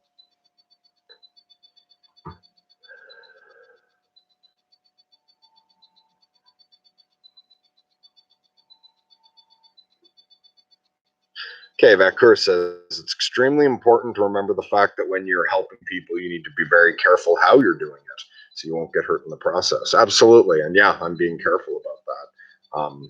One thing I am. Oh, have we lost? Oh, the moon's behind trees. One thing is, I'm not trying to control the outcome. And if especially you got to be careful when you're reaching out specifically to suicidal people the way I have been. Reach out to enough suicidal people and you may end up trying to help somebody who doesn't make it, and that would be crushing. So I'm careful about how I'm doing this, and I'm careful about attaching myself too much to the outcomes. While I will be very happy to hear about any time I've been able to help someone, if I find out that I was of no help to someone else, I have to have myself braced for that. You know, like the Stoics, you think through the worst of things and prepare yourself for the possibility. And also, yeah, I know all kinds of stuff about, trying to help people in rough spots and then they turn at you at some point or lash out. The drain it can be on you, taking on other people's problems. I'm aware of that. So I'm being careful with it.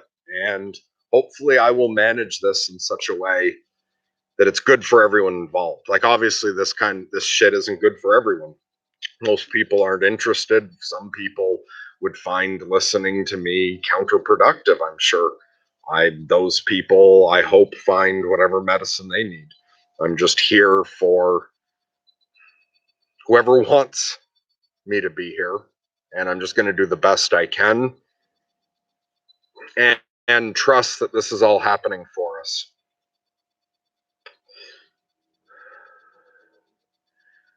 Anne Smith says, Memento morte. I believe the Latin phrase is remember we die. Use that knowledge to appreciate existence. When I get morbidly obsessed with death, which I often do, I try to remember that gratitude. Yes, absolutely. And for me, even though like I don't see death as a bad thing, and I'm looking for, yeah, no, like obviously the suicidal parts of me look forward to death for that reason, but I've also got other parts of me like the explorer, mystic, and very optimistic parts of me sometimes that very much look forward to death the way it's like, fuck, that is going to be fascinating to finally go a little further. I've seen just a glimpse of what happens on the other side or had a delusion of what might happen. And I'm really curious to see the rest, like not the depressed part of me. But at the same time, the awareness that this is temporary. You also want to enjoy it. I also do. I love this level of existence as well. As difficult as it can be sometimes for me to be here, I absolutely love this level of existence. And I love the people I'm interacting with here. And even though I think I'm going to see all my loved ones again eventually in other forms, I also want to take the time to appreciate them as they are now.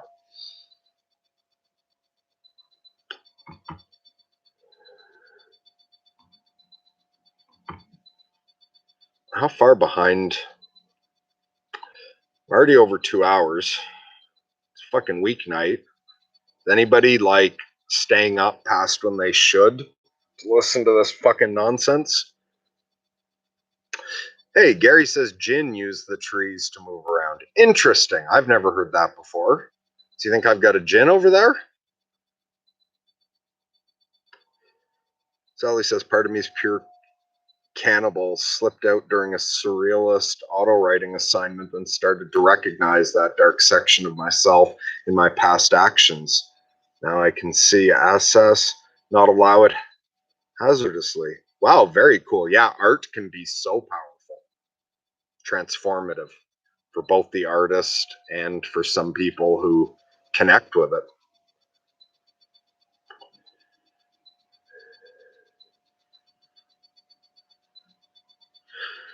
So Tay says, what do you think it means when you don't remember your memories the same way? When you remember them, but you barely remember them, and you don't feel or perceive memory the same way? Well, absolutely. Even when we don't notice that, that's true of all of us. Every time we remember something, we alter it every single time. Even as we're perceiving things, we're not consciously aware of things accurately.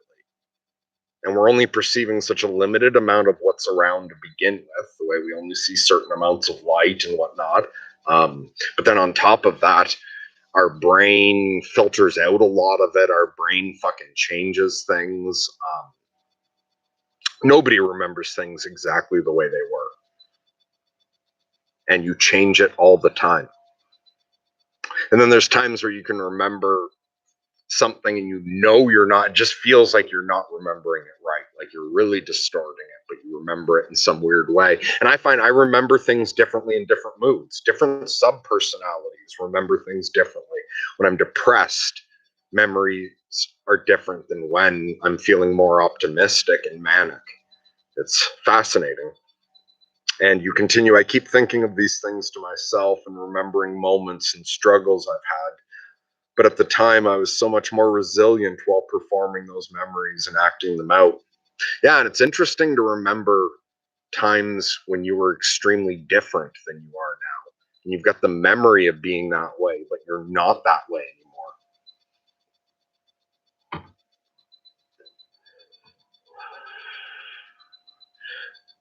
All right, I don't know how far behind I am. I'm going to try skipping through a bit.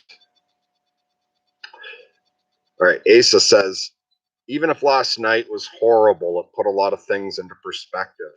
The more I'm forced to endure severe states, the more enriching my inner world becomes, or stranger. But when you come back, though, yeah, fucking absolutely.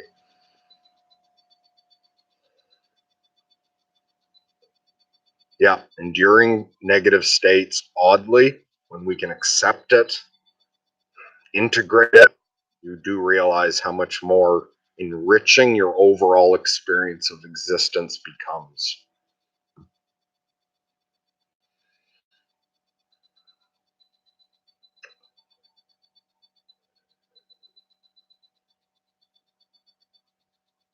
So Sally says, was up to feed the kiddo, thought I'd just check in for 10 minutes, an hour later. LOL, I'm on vacation, no big deal. Okay, good. So Gary says, the living is hard, dying is easy. Yeah, dying is easy, living is hard. Easy as being born. Gary says, worked around death for a while. Commercial side of industrial slaughter. Not a good death and on that scale. No dignity for the animal at all. Yeah, absolutely. I toured slaughterhouse in Toronto, like when I was in college for agriculture. Like they took us right through the whole killing floor while it was active, and we got to check it all out.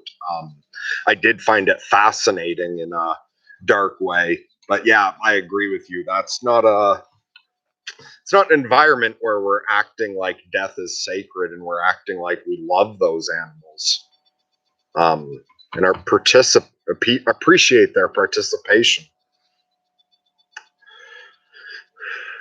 And Tay says, oh yeah, those psychotic breaks are always interesting to hear about. I find myself eagerly awaiting some help concerning it. Yeah, psychotic breaks are fascinating.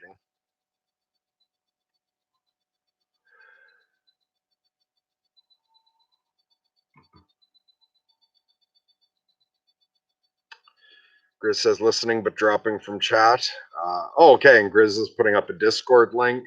So for some reason, these links I think only last for a day or something. But Ryan and Grizz set up a Discord for sorting myself out, and Grizz has put a bunch of work into setting up different channels or threads or whatever. I don't know. I barely know how to use it, but it's pretty cool. I do read through a bit of it sometimes.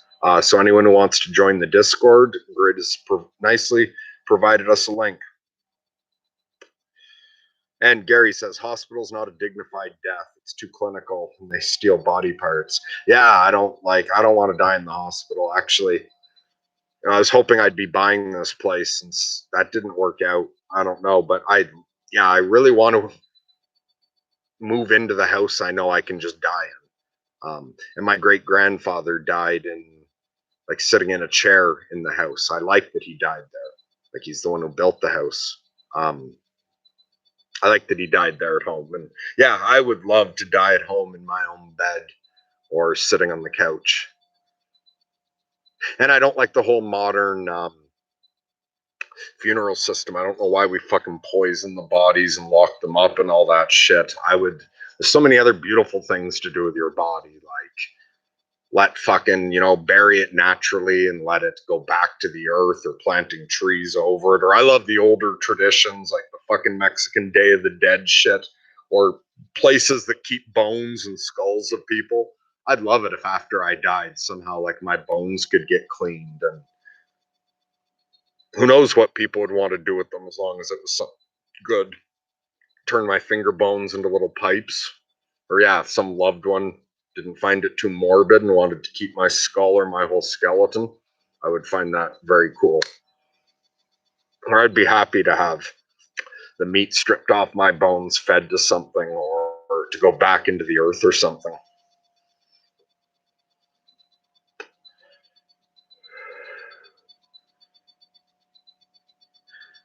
And Tay says, I'm always staying up past when I should. My entire life is staying up past when I should. I don't know if hospital's an undignified death. Okay, yeah, and I can actually see the other side of that as well. I feel like it's better to die somewhere where everyone gives their best effort to keep you alive. I don't know. Yeah, so first of all, there's very different hospital experiences. There's very different people. It's like a nice hospital and you're happy to be there. Then perhaps no, that could be a good death. I hate hospitals. Actually, I'm phobic of hospitals, especially for me, hospitals and mental wards are tied together and everything as well. And I'm like all fucking crazy and like to be at home. So I want to die at home. I can see how someone else would be more comfortable dying in a hospital, possibly.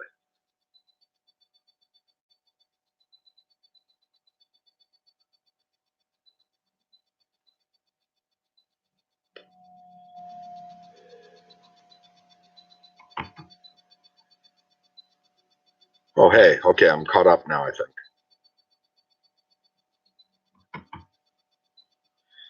So Gary says, seen spirits moving from branch to branch, but couldn't see the thing. I call it Jinn. Could hear and see the branches moving from tree to tree.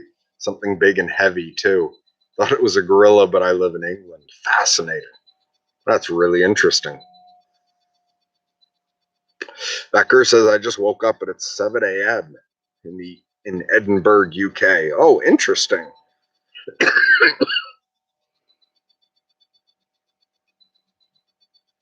Yeah, when I was thinking of it as being late, I was being very self-centered and forgetting that we're on a disc and you're all in such different time zones. You're 5 hours ahead of me. And Andrew, although it appears, I don't know if he's still around, but he's like 7 hours behind. We exist in each other's past and future. But so, for Vancouver, it's 7 a.m., so I don't mind catching up with you. It's not a nonsense you're speaking. I'm finding you really fascinating in your complexity.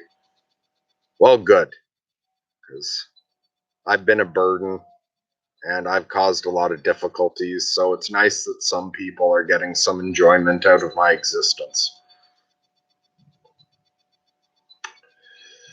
Gary says the hormone adrenaline released into the meat must affect the eater.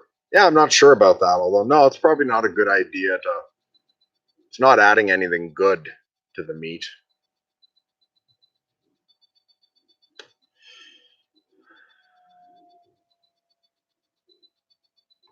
Oxen says, oh, you know what? That sounds nice, actually, dying that way. Tyler says, I always thought the same thing. I'd rather be buried in ground than a casket. Yeah, absolutely. Gary says, rib flute. Yeah, and unfortunately, there's all kinds of fucking really hard laws about that right now. Although I'd seen something somewhere, some woman, fuck, what was her name? Or what shows? I saw her more than one place interviewed or talked about where I think she's American, but she's like running a sort of campaign to treat death differently and is trying to get the word out there about more natural burials, like, you know, wrapping bodies in fabrics that also decompose and making it so it goes back to the earth, and, you know, a more healthy way of looking at death and changing that. I remember thinking what she was doing was fucking great. But unfortunately, like with the laws, it's so restricted, or it's really fucking cool. That one monk, where is it? But there was some monk who said, that if he died there in the monastery and didn't smell or rot, would they leave him there? And like the monastery agreed, and that the monk died sitting up and like mummified without any smell or any problem, and like he's still there, just like as he died. And I think they put sunglasses on him though, because of the way like the eyes fall in. That just that was creepy, but all they did was put sunglasses on the dead monk and let him like naturally mummify without bothering anyone. I think that's so fucking awesome. But yeah, I would love to have my whole skeleton cleaned and mounted, or have the bones cleaned. And yeah, if a bunch of people wanted them and we're going to use them for something good, a red flute, or yeah, just have them distributed and people could carve them and make them into tools. And Sally says, I do agree about the Viking fire, just release the carbon. Yeah, burning a body is much more natural. And yeah, that just puts everything back. You send a bit of it up into the sky that settles back down and the ashes release.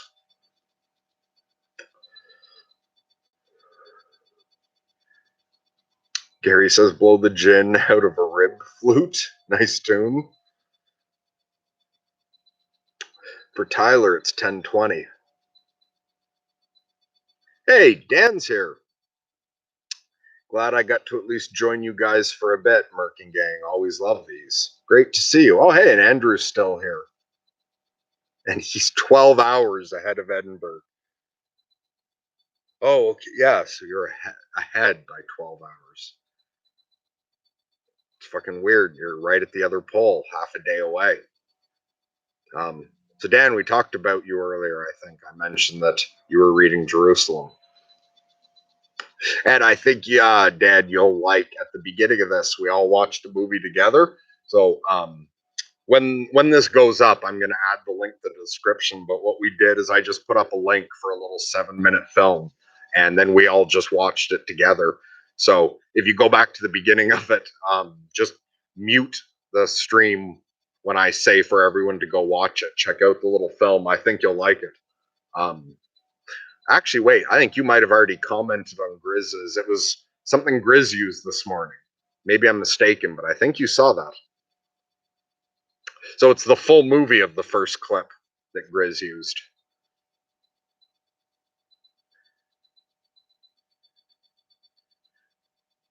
And Tay says we should put new dead bodies everywhere we plant new trees.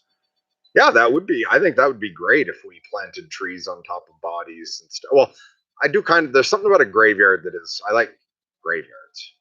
I do. It's too bad though that the bodies are poisoned and then all like locked up the way they are. And they take a lot of space, and graveyards that don't put any effort into the tombstones are, but I do love the stone carvings and stone monuments and whatnot.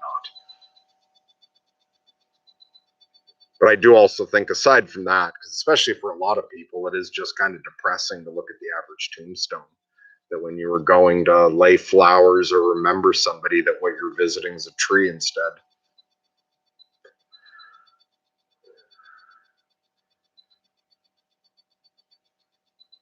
Gary says, end up as a church trinket.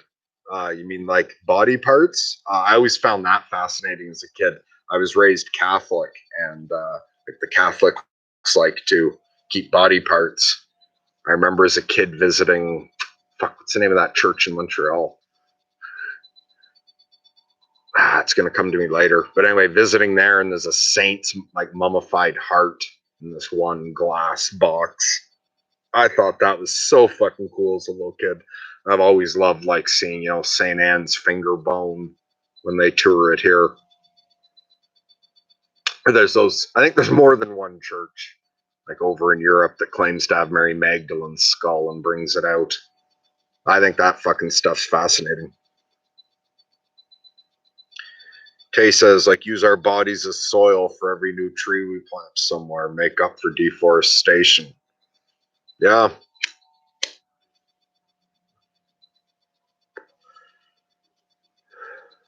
I don't know. And so whatever, because I'm sure it serves a purpose. We're all getting something out of this game. It does make it far more dramatic and exciting. So maybe I'm overly critical of the way we look at death. Because boy, it adds spice to things down here. We really rip ourselves up into a crazy frenzy avoiding death and killing each other, and it makes for an intense experience, and it provides a lot of learning opportunities and growth.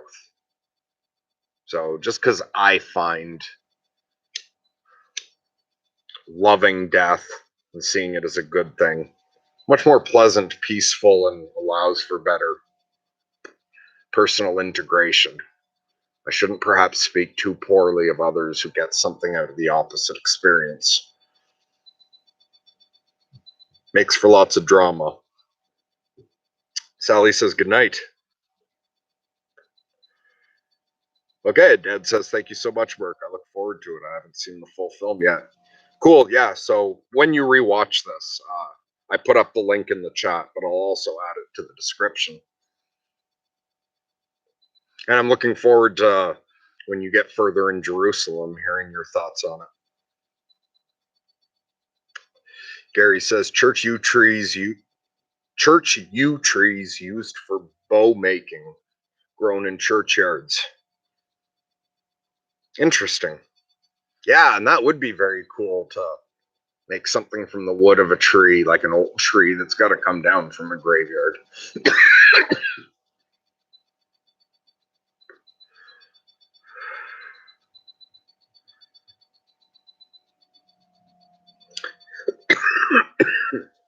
Tyler says, I found a gold coin on an elevator that had the Notre Dame Cathedral on it. Maybe a souvenir, didn't think much of it or even remember the cathedral name till it burnt down, and I thought to check it. Like 2 months before it burned down. Interesting. My 2 teenage daughters had just visited Notre Dame like a month before it burned down, or a month or two, maybe about 2 months. Fuck yeah, no, I'm bad with time. And I was about to say, wait, was it only a week before? But anyway, my 2 teenage daughters like had a school trip and got to see Notre Dame before the fire. I thought that was very cool. I also saw Notre Dame when I was a teenager for the school trip. We went to France. Gorgeous cathedral. Yeah, I remember seeing in the news like the damage and everything, and then hearing though that it wasn't like a total loss. I've never checked back. I wonder how they're doing on rebuilding it. Well, I've rambled on for 2.5 hours. That's got to be enough for tonight. And for those of you who are just joining, like Dad, you can go back and, I don't know, I find some of the group effect can be a little timeless as well. Like that idea of there's parts of our brains or perhaps parts of reality that don't experience time in a linear fashion.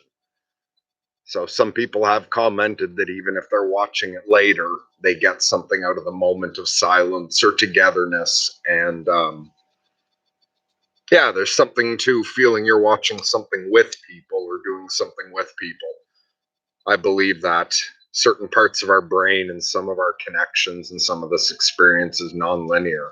So maybe for those of you that do go back and watch the movie, maybe there will be an extra emotional charge, or to a certain degree, you'll feel all of us having watched it with you already. Okay, Dust to Dust says, please post the link to the movie you want. Okay, right, yes. And actually, it's still just saved. I'll put it right here for those of you. But also, if you want to watch what we said about it, I just also watched the link. So the whole time I'm watching it, the sound's just coming through. So if you do anyone who wants to watch this whole thing from the beginning, you just watch up to when I post it, then you can just mute me, watch the movie, and then when you get back, it will be right where we continue. But yeah, there's the movie there, and I did say earlier that I'd put it in the comments, so in case anyone watching this later and jumping through, I will still do that. So yeah, I'll also put that in the comments. But yeah, there's the short film Abe, and I don't know that I said anything particularly insightful about it after, but we did discuss it a bit. So Asa says, prior to your accident, was your youth filled with regrets, or was it robust and lived? Do you think you had an influence? Do you think that had an influence in surviving your dark period? Okay, so I'll address this quickly and then get going. And yeah, I appreciate all the thank you and blessings and love and good night. But yeah, so real quick, I had a decent childhood, a good life. I had some problems. I never really felt I fit in, and I was weird without being, crazy. But I was in between. No, I never tried. Looking back, I never tried very hard. I did well at some things, but that came very easy. I never tried hard with anything. I did do some things, I played with bands and I put myself out there somewhat, but I never tried fully. I wasn't living fully before I snapped, but it was in between. It wasn't a life of all regret, but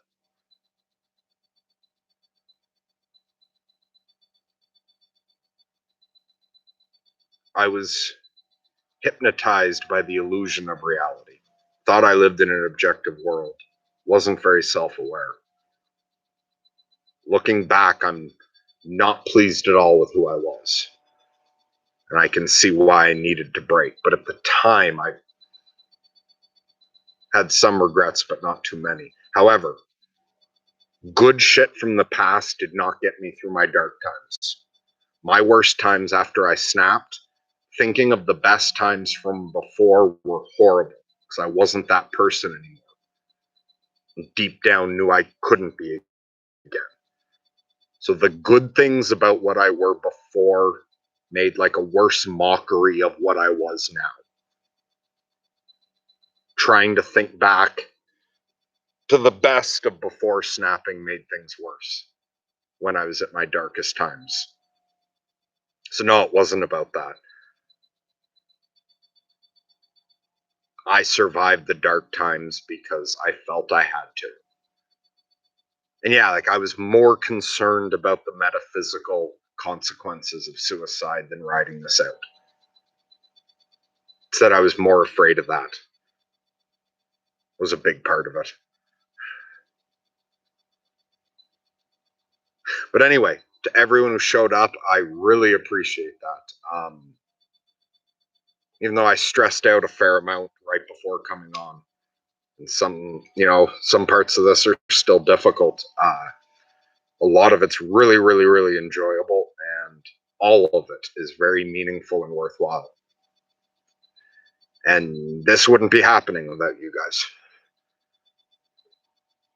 So thank you so much all for your active participation. Thanks to all of you for existing. Even those of you who life hasn't been that big a problem and you're fully grateful for existing, thanks for playing the role you play in the universe. And also for those of you who really had to struggle to make it to this point. For those of you playing parts that nobody else would, or very few people would be willing to take on. Thank you for enduring those difficulties to get here tonight. I'm glad you were here. So we'll hang out again. And just make sure everyone knows Ryan's not doing his coffee with Ryan for the next little while. So don't expect him tomorrow morning. And I'll be back again midnight next full moon. But I think I'll try to pop on live a bit more often if I can over the next 2 weeks, because Ryan's not going to be doing anything at all. So yeah, possibly I will try to pop on a little more often and at various times of the day so different people can catch it. Thanks all for coming to hang out. I wish everybody either a wonderful night or a beautiful morning or whatever time of day it is, and to all those of you in the future watching this, God bless and lunatic love to all.